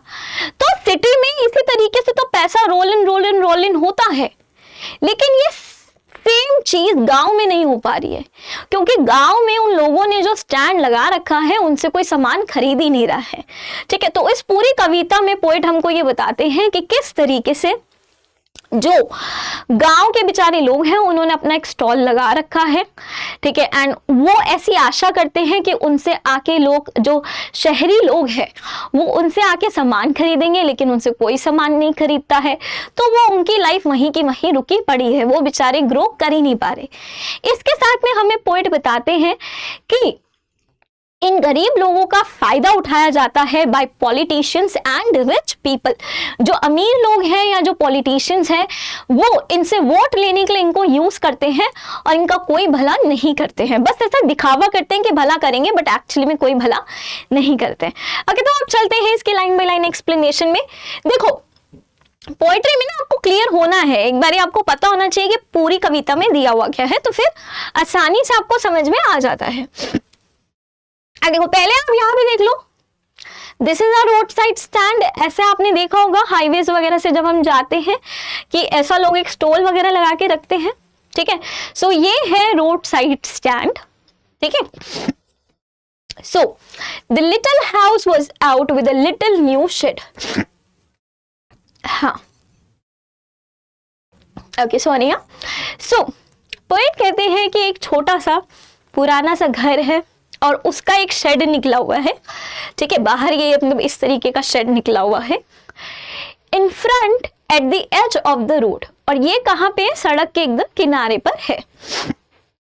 वेयर द ट्रैफिक स्पीड यानी कि जहां से गाड़ियां आ रही हैं, जा रही हैं, गुजर रही हैं, जहां से पूरा ट्रैफिक आ रहा जा रहा गुजर रहा है। A road side stand that too pathetically pled. ठीक है, पैथेटिकली यानी कि जिसपे आपको बहुत तरस आ जाए, जिसकी हालत बिल्कुल बुरी है। तो आप ये रोड साइड स्टैंड की इतनी बुरी हालत है कि ऐसा लग रहा है ये बेचारा खुद ही रिक्वेस्ट कर रहा है, यार मेरे पास आके सामान खरीद लो। ऐसा लग रहा है खुद ही रिक्वेस्ट कर रहा है। It would not be fair to say a डोल ऑफ ब्रेड। डोल मतलब क्या होता है, डोनेशन। सो पोएट बोलते हैं it would not be fair, ये बिल्कुल भी फेयर यानी कि सही नहीं होगा अगर हम लोग ये कहें कि ये जो लोग हैं जिन्होंने रोड साइड स्टैंड लगाया है ये यहाँ पे भीख मांग रहे हैं। डोल ऑफ ब्रेड यानी कि डोनेशन, भीख मांगना। सो पोएट कहते हैं कि ये लोग जिन्होंने ये रोड साइड स्टैंड लगाया है ये आपसे कोई भीख नहीं मांग रहे हैं कि भाई फ्री में हमको पैसे दे दो, no, but for some of the money, बल्कि ये तो क्या चाहते हैं, आपसे कुछ पैसा चाहते हैं। ठीक है, द कैश ये आपसे कैश चाहते हैं, लेकिन किस चीज के बदले में? सामान के बदले में। यार इन्होंने सामान लगा रखा है, आप वो सामान आकर इनसे खरीदो, ठीक है, परचेज करो, उसके रिटर्न में आपसे पैसे ले रहे हैं, ऐसे कोई भीख नहीं मांग रहे हैं आपसे। Whose flow supports the flower of cities?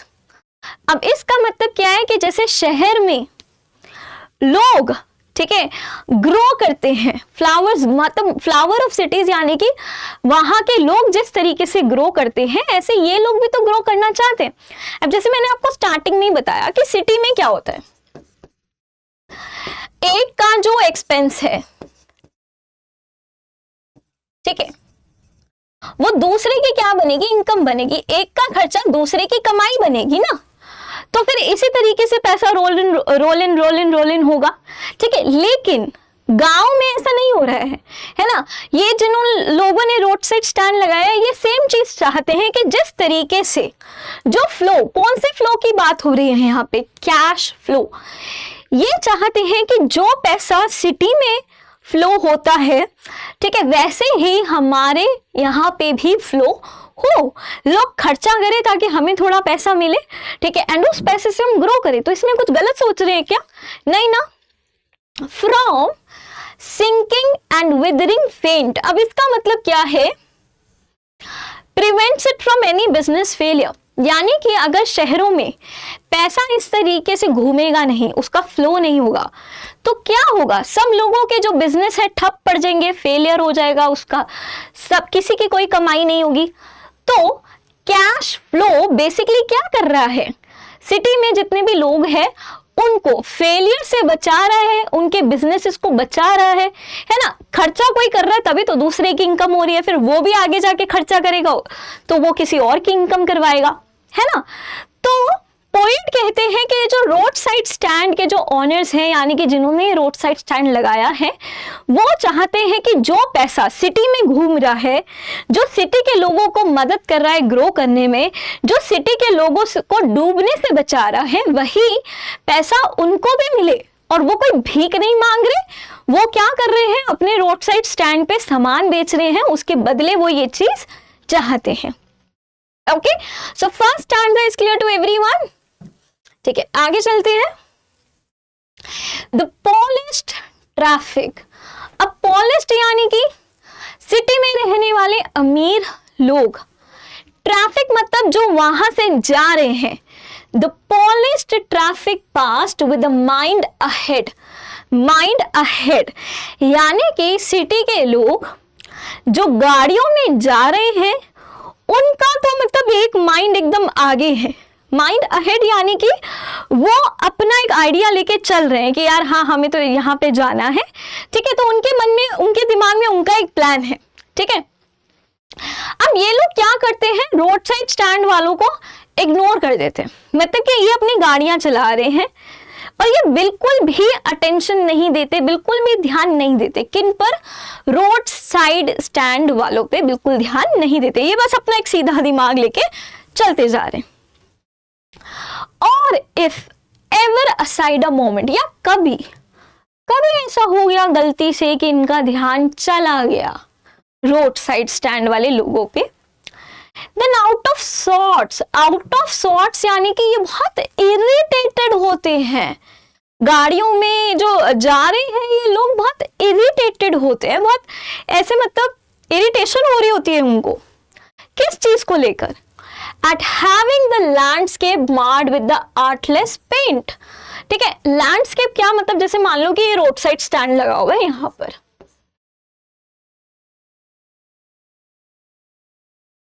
ठीक है।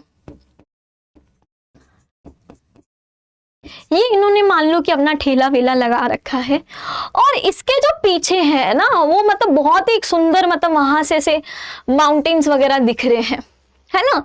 तो ये जो गाड़ी में जाने वाले लोग हैं, ये बहुत इरिटेट हो जाते हैं कि अरे यार क्या अपना ये ठेला लगा के पूरा लैंडस्केप खराब कर दिया है, इतनी अच्छी ब्यूटी थी, इतना अच्छा सुंदर व्यू था, तुमने बीच में अपना ये ठेला लगा के, ठीक है, पूरी सुंदरता खराब कर दी है। तो उन्हें बड़ी इरिटेशन हो रही होती है। Of signs that N turn wrong and S turn wrong. ठीक है, और यहाँ पे क्या है कि इन्होंने नॉर्थ साउथ के जो डायरेक्शंस लगा रखे हैं, तो वो बोलते हैं कि यार ये जो साइंस है सारे क्या है, गलत है, नॉर्थ का डायरेक्शन तुमने गलत लगा रखा है, साउथ का डायरेक्शन अलग लगा रखा है, तो यानी कि सामान नहीं खरीदे। देखो पोएट कहते हैं कि पहली बात तो ये कि कोई गाड़ी रुकती ही नहीं है रोड साइड स्टैंड पर, और अगर इनके स्टैंड के सामने कोई गाड़ी रुक भी जाती है तो वो बहुत इरिटेशन दिखाते हैं, ये बोलते हैं कि तुमने ये डायरेक्शंस गलत लगा रखी है। ठीक है, या फिर वो ये बोलते हैं कि अरे तुम्हारे ये ठेले, तुम्हारे ये स्टैंड की वजह से इतना सुंदर व्यू था वो पूरा खराब हो गया है। ओके, तो ऐसी बातें करके जाते हैं। बताओ, एक तो सामान नहीं खरीद रहे, ऊपर से ये सब बातें। Offered for sale wild berries. अब इस स्टैंजा में पोएट ने आपको बताया कि ये जो बेचारे लोग हैं ये क्या क्या चीजें अपने स्टॉल पे, अपने स्टैंड पर लगाए हुए हैं। तो ये क्या बेच रहे हैं, ये ऑफर में वाइल्ड बेरीज बेच रहे हैं। ठीक है, इन वुडन कॉट्स। वुडन कॉट्स क्या होता है, ऐसे लक्कड़ के जो डिब्बे होते हैं, ठीक है, उनमें भर के इन्होंने क्या बेरीज रखी हुई है वाइल्ड।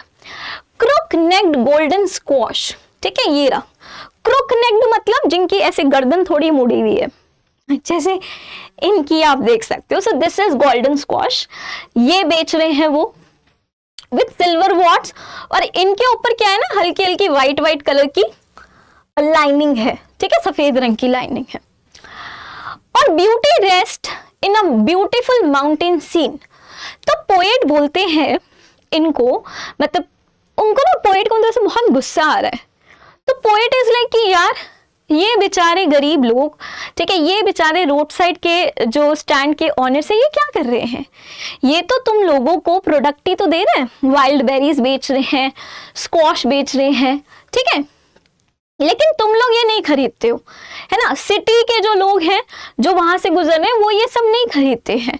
उनके लिए ब्यूटी बस कहाँ एग्जिस्ट करती है, माउंटेन सीन में, कि भाई यहाँ रोड साइड स्टैंड के यहाँ पे क्या सुंदर सुंदर माउंटेन्स दिखते हैं, इसलिए वो रुकते हैं, अदरवाइज वो रुकते ही नहीं है। You have the money. Poet को बहुत गुस्सा आता है और पोएट बोलते हैं कि अच्छा, तुम ये जो सिटी के लोग जो यहाँ से गाड़ियों में गुजरते हैं, तुम लोगों के पास पैसा है, but if you want to be mean, लेकिन अगर तुम वो पैसा खर्च नहीं करना चाहते, अगर तुम इतने ही मीन, इतने ही मतलबी होना चाहते हो, why keep your money and go along. तो एक काम करो, अपने पैसे अपनी जेब में रखो और निकलो यहाँ से। ठीक है, दिस क्रॉसली, मतलब वो बहुत गुस्से में बोलते हैं। ठीक है, उनको बहुत गुस्सा आ रहा है कि यार तुम लोग मतलब इतनी बड़ी बड़ी गाड़ियों में जाते हो, लेकिन तुम्हारे पास एक मतलब इतना पैसा नहीं है कि तुमसे 10 रुपए की 15 रुपए की सब्जी फल खरीद लो, इतना नहीं है तुम्हारे पास। तो एक काम करो, ऐसा पैसा अपनी जेब में रखो और निकलो यहाँ से। The hurt to the scenery wouldn't be my complaint. Poet बोलते हैं कि भाई मुझे तो इनके रोड साइड स्टैंड से कोई दिक्कत नहीं है। ठीक है, मतलब लोग ऐसा बोलते हैं कि इन्होंने अपना ये स्टैंड लगा लिया है और उससे पूरी सीनरी खराब कर दी है, लेकिन मेरी ऐसी कोई कंप्लेंट नहीं है। So much as the trusting sorrow of what is unsaid. अब trusting sorrow का मतलब क्या है, यहाँ से ये क्वेश्चन भी आपके एग्जाम में बनता है। देखो,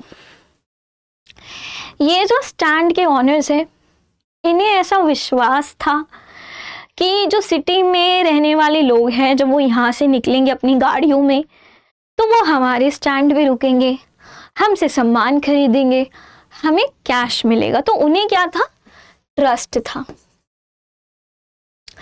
लेकिन क्या उनसे कोई सामान खरीद रहा है, नहीं।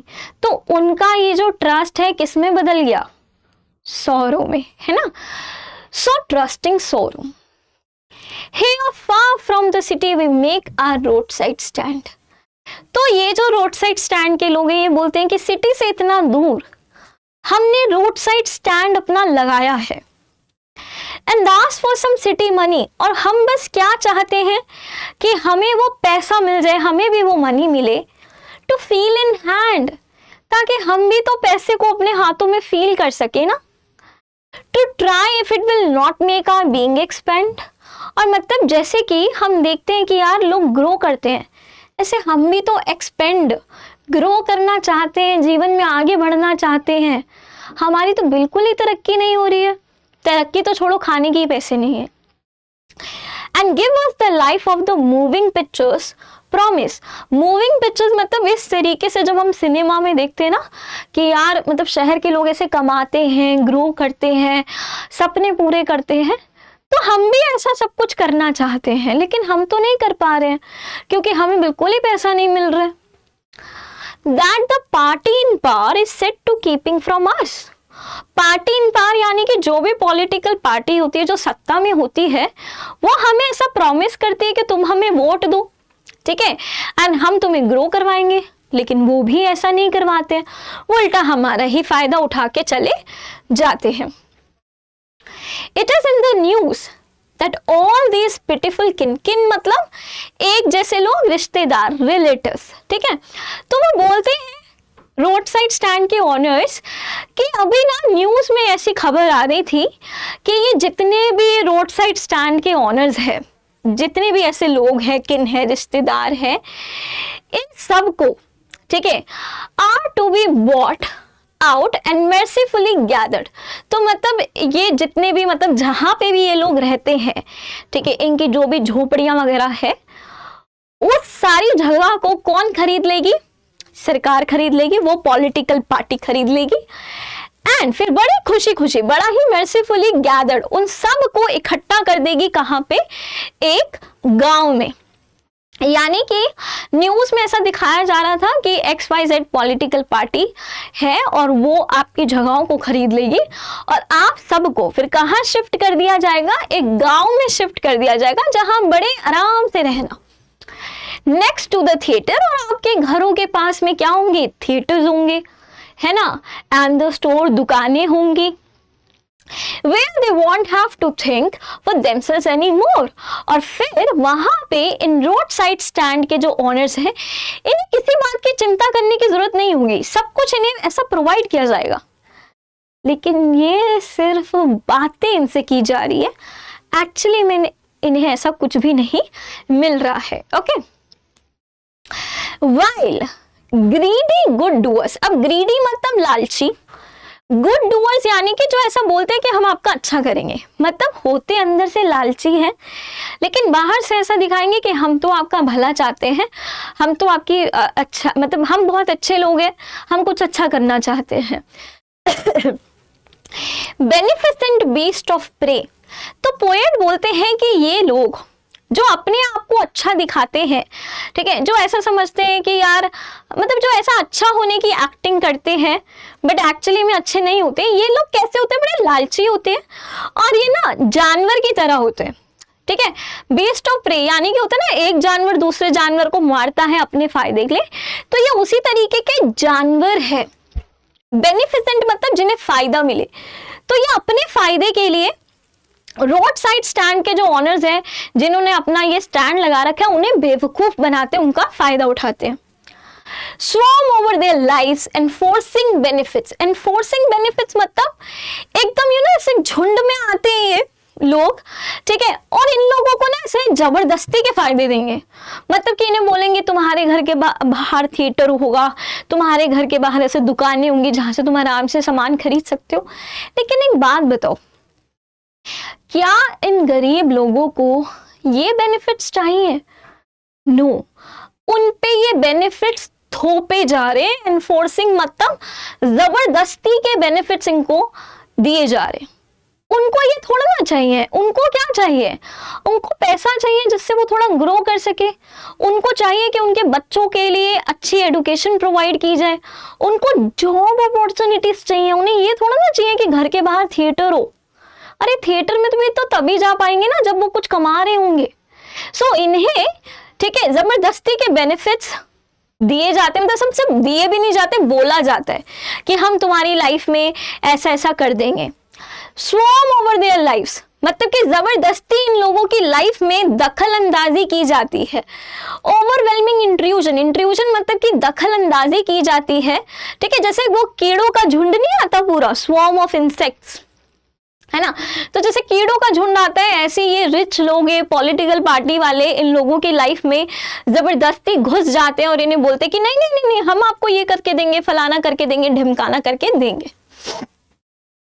दे are calculated, they are calculated मतलब ये लोग बहुत चंट होते हैं, बहुत तेज होते हैं। इन्हें पता है कि एक बारी वोट लेने के बाद इन्हें शांत कैसे करना है। सूथ, सूथ मतलब शांत करना, इन्हें काम कैसे करना है। Them out of their wits, wits मतलब क्या होता है, इंटेलिजेंस, ठीक है, अपना दिमाग लगाना। मतलब आपको जैसे मान लो कि आपको एडमिशन चाहिए, आपको किसी ने बोला अरे यार क्या एडमिशन के चक्कर में इतना पढ़ रहा है, अरे हमारी तो ना वहाँ जान पहचान है, तुम्हारा वहाँ एडमिशन करवा देंगे।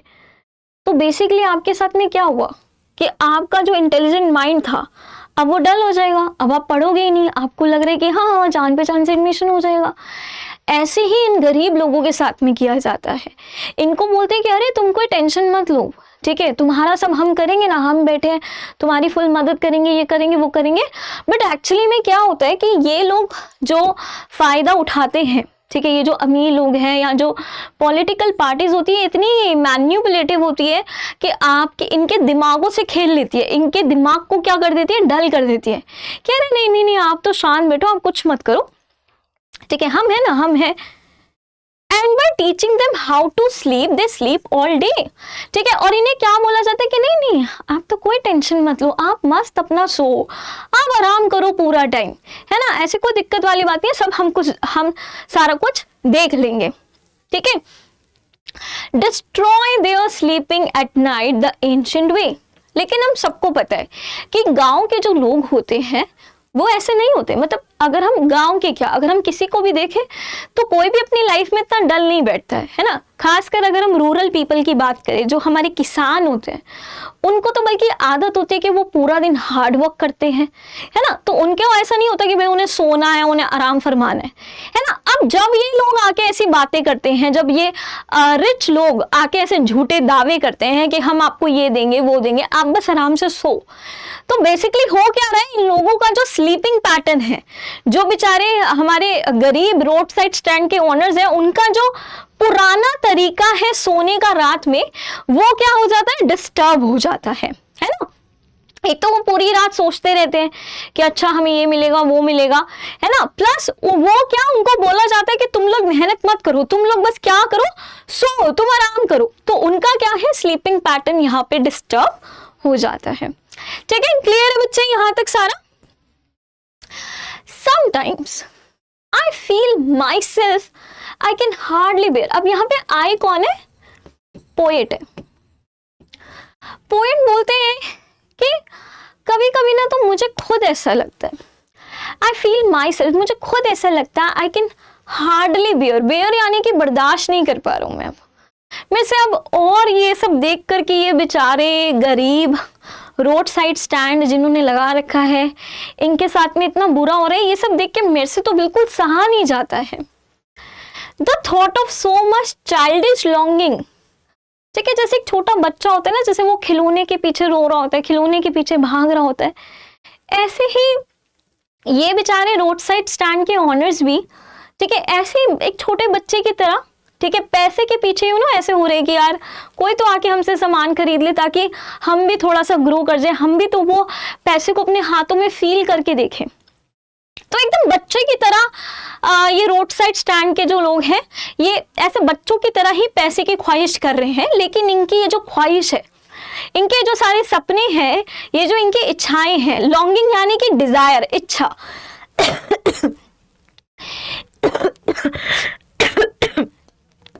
तो ये क्या जा रही है, वेन जा रही है। वेन यानी कि बर्बाद जा रही है, कोई फायदा ही नहीं हो रहा क्योंकि इनसे कोई सामान खरीद ही नहीं रहा।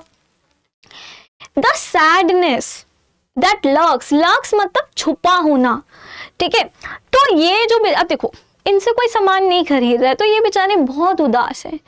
तो इनकी जो उदासी है ना, वो ऐसा लगता है जैसे छुपी हुई है। कहाँ, near the open window there. तो इनके घरों के बाहर जो खुली खिड़की है ना, उस खुली खिड़की से ये लोग बेचारे देख रहे हैं ना कि यार अब कोई आएगा, अब कोई आएगा, अब कोई गाड़ी रुकेगी, अब कोई हमसे सामान खरीदेगा। वहां खिड़की से बैठ के इंतजार कर रहे हैं।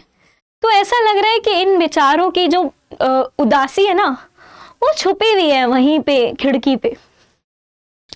That waits all day in almost open prayer। और ऐसा लगता है कि ना मतलब ये बेचारे पूरा दिन ऐसा इंतजार करते हैं ना, एक जैसे ओपन प्रेयर नहीं होती कि भगवान जी प्लीज ये चीज करवा दो, है ना। तो ऐसा लग रहा है पूरा टाइम ये बेचारे ऐसा प्रे करते रहते कि कोई तो गाड़ी रुक जाए, कोई हमसे सामान खरीद ले। For the squeal of brakes, अब देखो जब कोई गाड़ी रुकती है तो एकदम आवाज आती है ना, मैं नहीं निकाल पाऊंगी वो आवाज, बट एकदम ब्रेक्स लगने की स्क्वील यानी कि वो जो आवाज आती है, तो उसी का ये वेट करते हैं कि यार कोई तो मतलब जब गाड़ी रुकेगी तो वो आवाज आएगी ब्रेक्स की, है ना। तो उस आवाज का इंतजार करते हैं। The sound of a stopping car, जब गाड़ी रुकती है तो उस साउंड का इंतजार करते हैं। Of all the 1000 selfish cars, अब ये जो गाड़ियां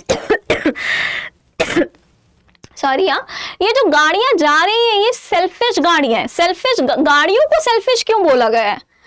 एक्चुअली गाड़ियों को सेल्फिश नहीं बोला गया है, गाड़ी में जो बैठे लोग हैं उन्हें सेल्फिश बोला गया है, क्योंकि वो लोग रुकते ही नहीं है, 10-15 रुपए का भी सामान इनसे खरीदते ही नहीं है।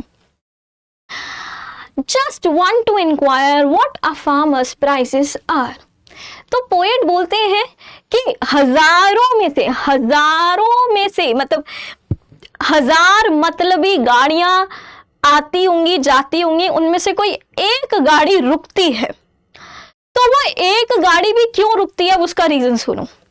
जस्ट वन, एक गाड़ी रुकती है तो वो भी क्या पूछने के लिए रुकती है? इंक्वायर।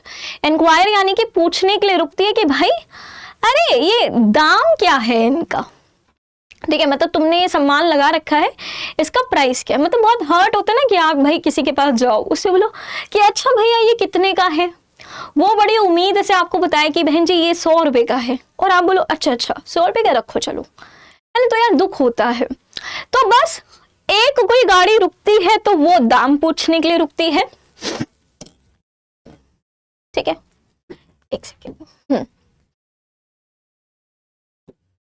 एक सेकेंड बस चलते आगे। एंड वन डिड स्टॉप, एक और गाड़ी कभी रुकती है तो वो बस किस लिए रुकती है? But only to plough up grass in using the yard to back and turn around. मतलब गाड़ी को हम ऐसे नहीं करते, रिवर्स में लेके जाते हैं फिर आगे लेके जाते हैं, तो गाड़ी मोड़ने के लिए हमें थोड़ा सा एरिया चाहिए होता है। तो एक कोई गाड़ी रुकती है तो वो बस किस लिए रुकती है कि भाई वो आगे पीछे हो सके, घूम सके। और जब गाड़ी इस तरीके से आगे पीछे होती है, घूमती है, तो क्या करती है, इनके यहाँ पे जो ग्रास है ना, उसको उखाड़ देती है। तो एक गाड़ी तो ये करके जाती है। एंड अनदर, और दूसरी गाड़ी जो रुकती है, and another to ask the way to where it was bound, to way the way यानी कि रास्ता पूछने के लिए कि अरे भैया ये बताना, ये हमने अक्षरधाम जाने तो हम कहाँ से जाएं, यहाँ से चले जाएं क्या। तो मतलब गाड़ियां किस किस रीजन से रुकती है? एक गाड़ी कभी रुकती है तो वो क्या करती है, वो पूछती है कि भैया यहाँ पे दाम क्या है इस चीज का। दूसरी रुकती है तो वो अपना, ठीक है, घूमने के लिए रुकती है, रिवर्स में मुड़ने के लिए रुकती है, ठीक है, यू टर्न लेना तो मुड़ गई। तीसरी गाड़ी अगर कभी रुकी है तो वो किस लिए रुकी है? रास्ता पूछने के लिए रुकी है। एंड एक तो जो लास्ट है वो तो और भी महान है, and another to ask could they sell it a gallon of gas. और एक तो इसलिए रुकती है कि भैया यहाँ पे गैस मिलेगी क्या। अब ये सुन के तो पोएट को बहुत ज्यादा गुस्सा आ जाता है, और पोएट बड़े गुस्से में बोलते हैं, दे कुडंट, भाई वो गैस नहीं बेच सकते, इतने अमीर नहीं है वो, इतना अफोर्ड नहीं कर सकते कि गैस बेचे। दिस क्रॉसली मतलब एंग्रीली, बहुत गुस्से में वो बोलते हैं कि अरे तुम्हें दिखाई नहीं देता वो यहाँ पे फल सब्जियां बेच रहे, तुम्हें दिख रहा है कि वो यहाँ पे गैस बेच रहे हैं। they had none, उनके पास गैस नहीं है कि वो गैस बेचे। didn't it see, तुम्हें दिखाई नहीं देता है क्या? क्या बकवास क्वेश्चन पूछते हो। पोएट को इतना गुस्सा आ रहा है, बाप रे। वैसे है भी गुस्से वाली बात है ना, do you guys agree? No in country money, अब देखो कंट्री जहां पे लिखा हुआ है वहां पे मतलब क्या है? रूरल, ठीक है। तो पोएट कहते हैं कि ये जो रूरल एरिया के लोग हैं, नो इन कंट्री मनी मतलब इनके पास जो पैसा है, ठीक है, इनके पास जो रिसोर्सेज है, the country scale of gain, country मतलब रूरल स्केल ऑफ गेन, यानी कि जो रूरल लोगों के पास जो चीजें हैं, उनके पास जो रिसोर्सेज है वो इतने इनफ नहीं है कि वो कुछ कमा सके, ठीक है। द रेक्विजिट, रेक्विजिट मतलब क्या होता है, रिक्वायर्ड, मतलब जितना चाहिए उतना नहीं है उनके पास। Lift of spirit has never been found, lift of spirit मतलब कि जो ये रूरल एरिया के जो लोग हैं इनके पास उतना पैसा, उतने रिसोर्सेज नहीं है कि जिससे ये उतना लिफ्ट ऑफ स्पिरिट यानी कि उतना ये ग्रो कर सके जितनी रिक्वायरमेंट है, ठीक है। सो मतलब यहाँ पे लैक ऑफ मनी है, लैक ऑफ रिसोर्सेज, रिसोर्सेज और मनी की कमी है। और so the voice of the country seems to complain, voice of the country again देखो, वॉइस मतलब आवाज, कंट्री मतलब रूरल एरिया, तो रूरल एरिया में रहने वाले लोगों की ये कंप्लेन है। I can't help owning the great relief it would be, तो पोएट, अब आई कौन है यहाँ पे, पोएट। पोएट कहते हैं कि मेरे से तो ये सब चीजें देखी नहीं जाती। I can't help owning the great relief it would be to put these people at one stroke out of their pain, मेरे से तो ना ये सब चीजें सहा नहीं जाता। कितना ग्रेट रिलीफ, कितना चैन मुझे मिलेगा, है ना, कितना चैन इन लोगों को मिलेगा अगर हम इनके जितने भी दर्द है, जितने भी इनके पेन है उसको एक ही झटके में, वन स्ट्रोक, एक ही झटके में निकाल दे, एक झटके में इनके सारे दर्द को निकाल दे। यहाँ पे पोएट इनडायरेक्टली क्या कहना चाह रहे हैं कि क्यों ना हम इन लोगों को मार ही दे। जब हम लोग इन गरीब लोगों की मदद नहीं कर पा रहे तो फिर एक काम करते हैं ना कि इन लोगों को मार ही देते हैं, मार देंगे तो जड़ी खत्म हो जाएगी, तो फिर ये दुखी देखने को नहीं मिलेगा।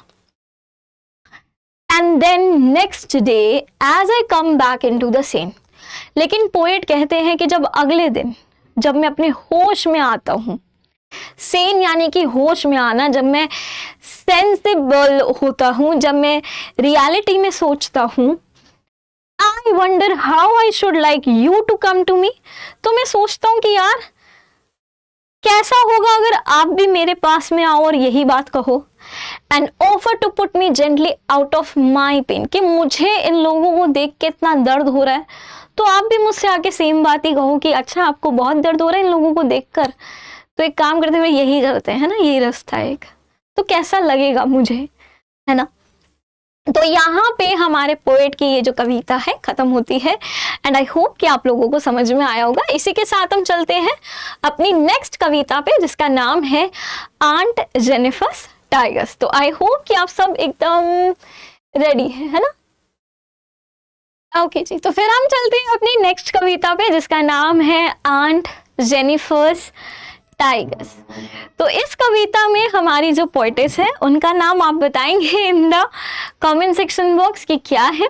यस, तो इस कविता में क्या होता है कि हमारी जो पोएटेस है वो एक लेडी के बारे में बता रही है जिसका नाम उन्होंने रखा है आंट जेनिफर।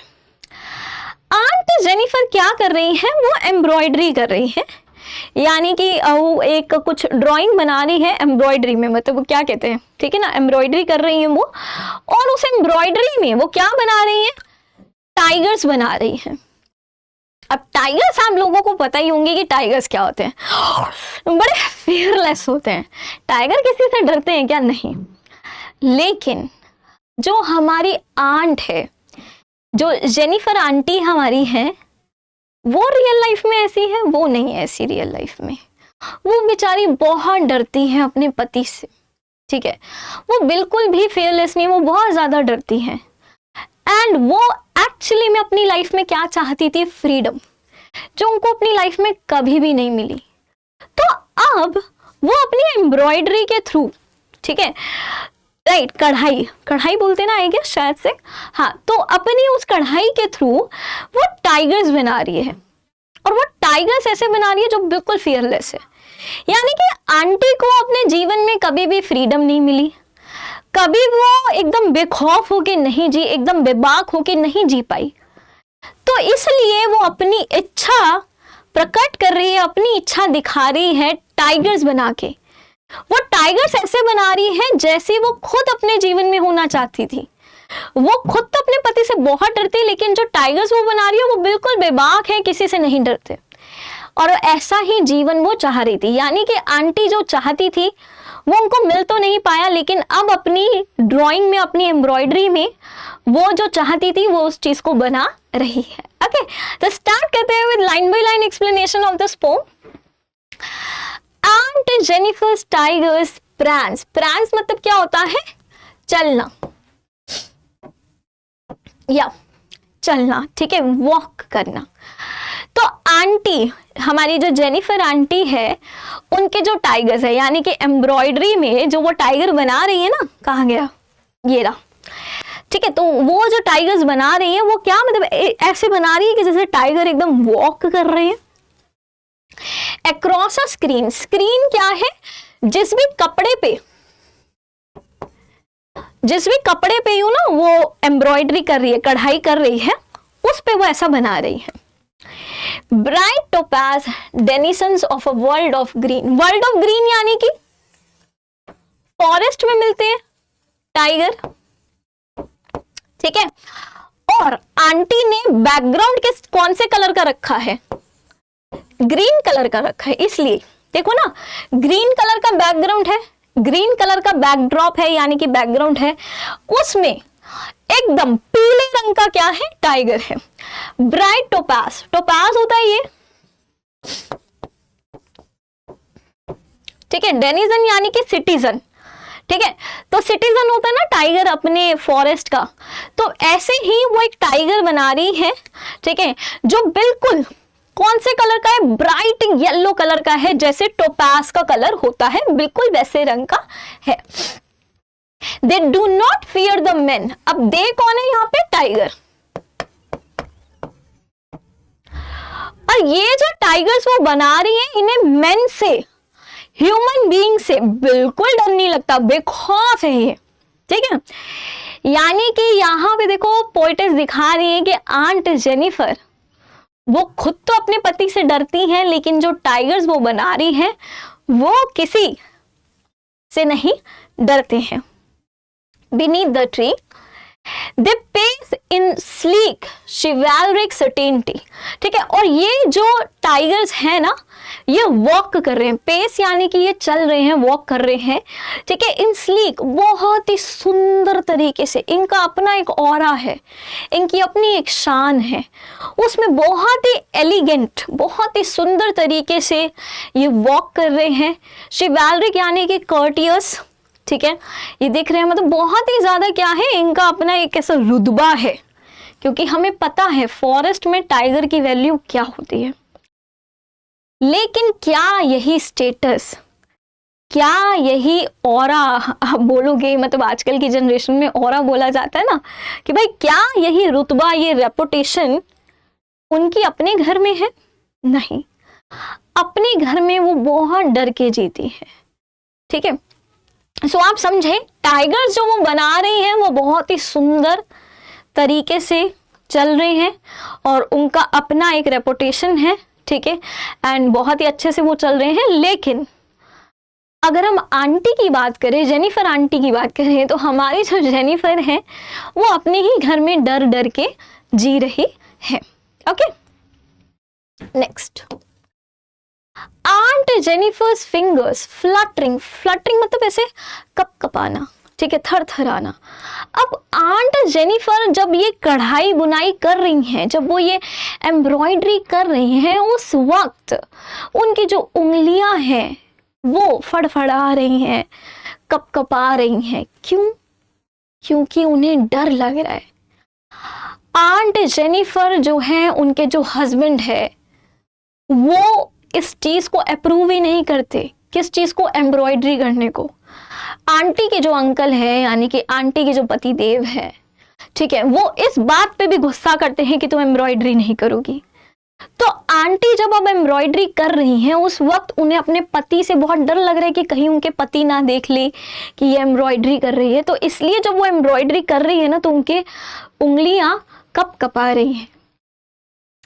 थ्रू हर वूल की मदद से ही वो क्या कर रही हैं, एम्ब्रॉयडरी कर रही हैं। Find even the Ivory needle, Ivory colour होता है ना जैसे एलिफेंट के दांत का जो कलर होता है, ठीक है, तो वो जो एकदम पतली सी सुई जिसका कोई वजन जिसका कोई वेट ही नहीं होता, वजन ही नहीं होता, उस पतली सी सुई को उठाने में भी उनको बहुत डर लग रहा है, ठीक है, उनको वो बहुत भारी लग रही है। Needle hard to pull. अब क्यों उन्हें भारी लग रही है? डर की वजह से। उन्हें लग रहा है कभी भी पति ने आके देख लिया मैं एम्ब्रॉयडरी कर रही हूँ तो डांटेगा, मारेगा, तो डर की वजह से उनके हाथ कप कपा रहे हैं, उनकी फिंगर्स कप कपा रही है, इवन वो पतली सी सुई भी उठाने में उनको बहुत भारी लग रही है। The massive weight of uncle's wedding band sits heavily upon aunt Jennifer's hand. और क्यों उनको ये भारी लग रही है? क्योंकि उनकी उंगली पे ना वजन है। किस चीज का? देखो, मैसिव यानी कि बहुत बड़ा, बहुत ज्यादा, वेट मतलब भारी, of uncle's wedding band, wedding band यानी कि अंगूठी, रिंग, ठीक है। तो अंकल ने यानी कि आंट जेनिफर के हस्बैंड ने शादी के वक्त जो अंगूठी उन्हें पहनाई थी ना, ठीक है, उसका वजन इतना ज्यादा है कि आंट एक निडल को भी नहीं उठा पा रही है, और उसका वजन जो है ना उनकी उंगली पे बैठा हुआ है, सिट्स हेवीली मतलब बहुत भारी है, ठीक है, सॉरी, बहुत भारी है।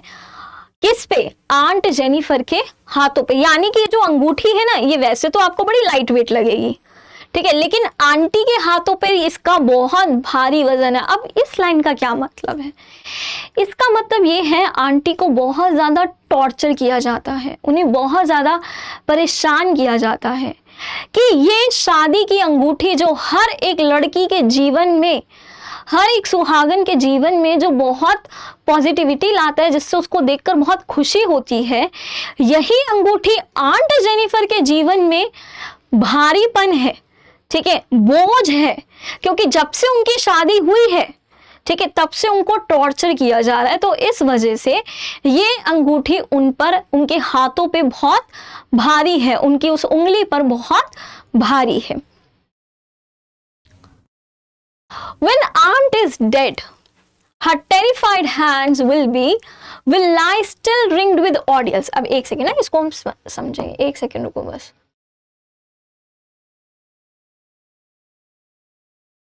एक सेकेंड, हाँ, ये शायद से यहाँ से आएगा। ओके यार, एक सेकेंड रुकना बस, पेन पता नहीं कहाँ चला गया है, एक सेकेंड, हाँ।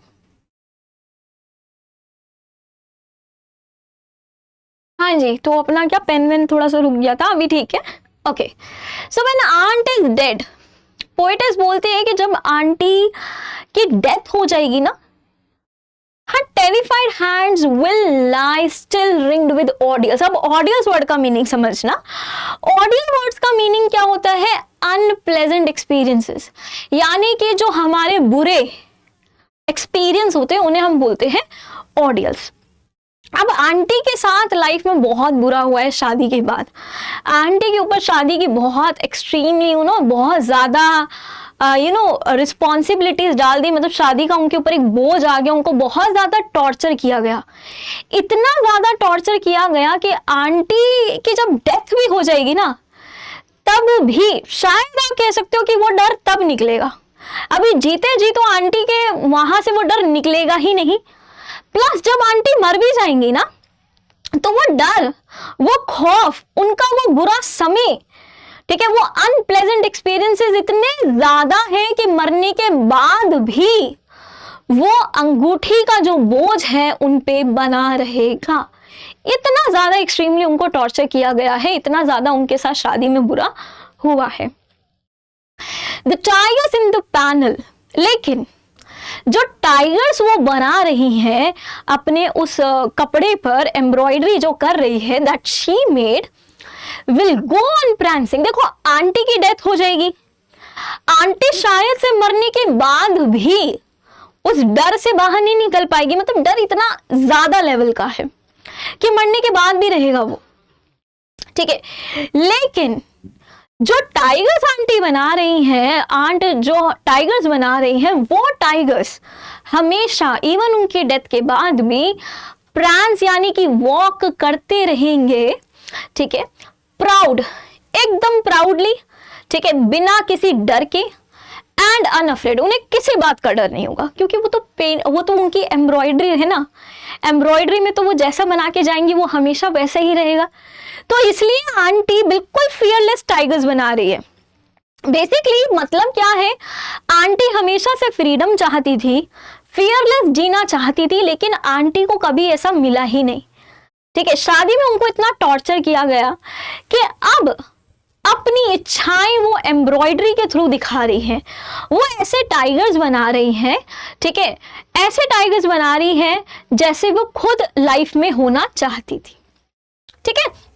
सो I hope it is clear, ठीक है। आगे चलते हैं। Okay, now it's time for homework question, and homework question आपका वही है, बड़ा छोटू सा होमवर्क है आप लोगों के लिए, ठीक है। और होमवर्क में वही है कि आपको सारे, ठीक है, मतलब देखो आप भी कहोगे मैम बस हो गया, और कितनी बार, मतलब है ना, स्लाइड हमारी फिर रुक गई है,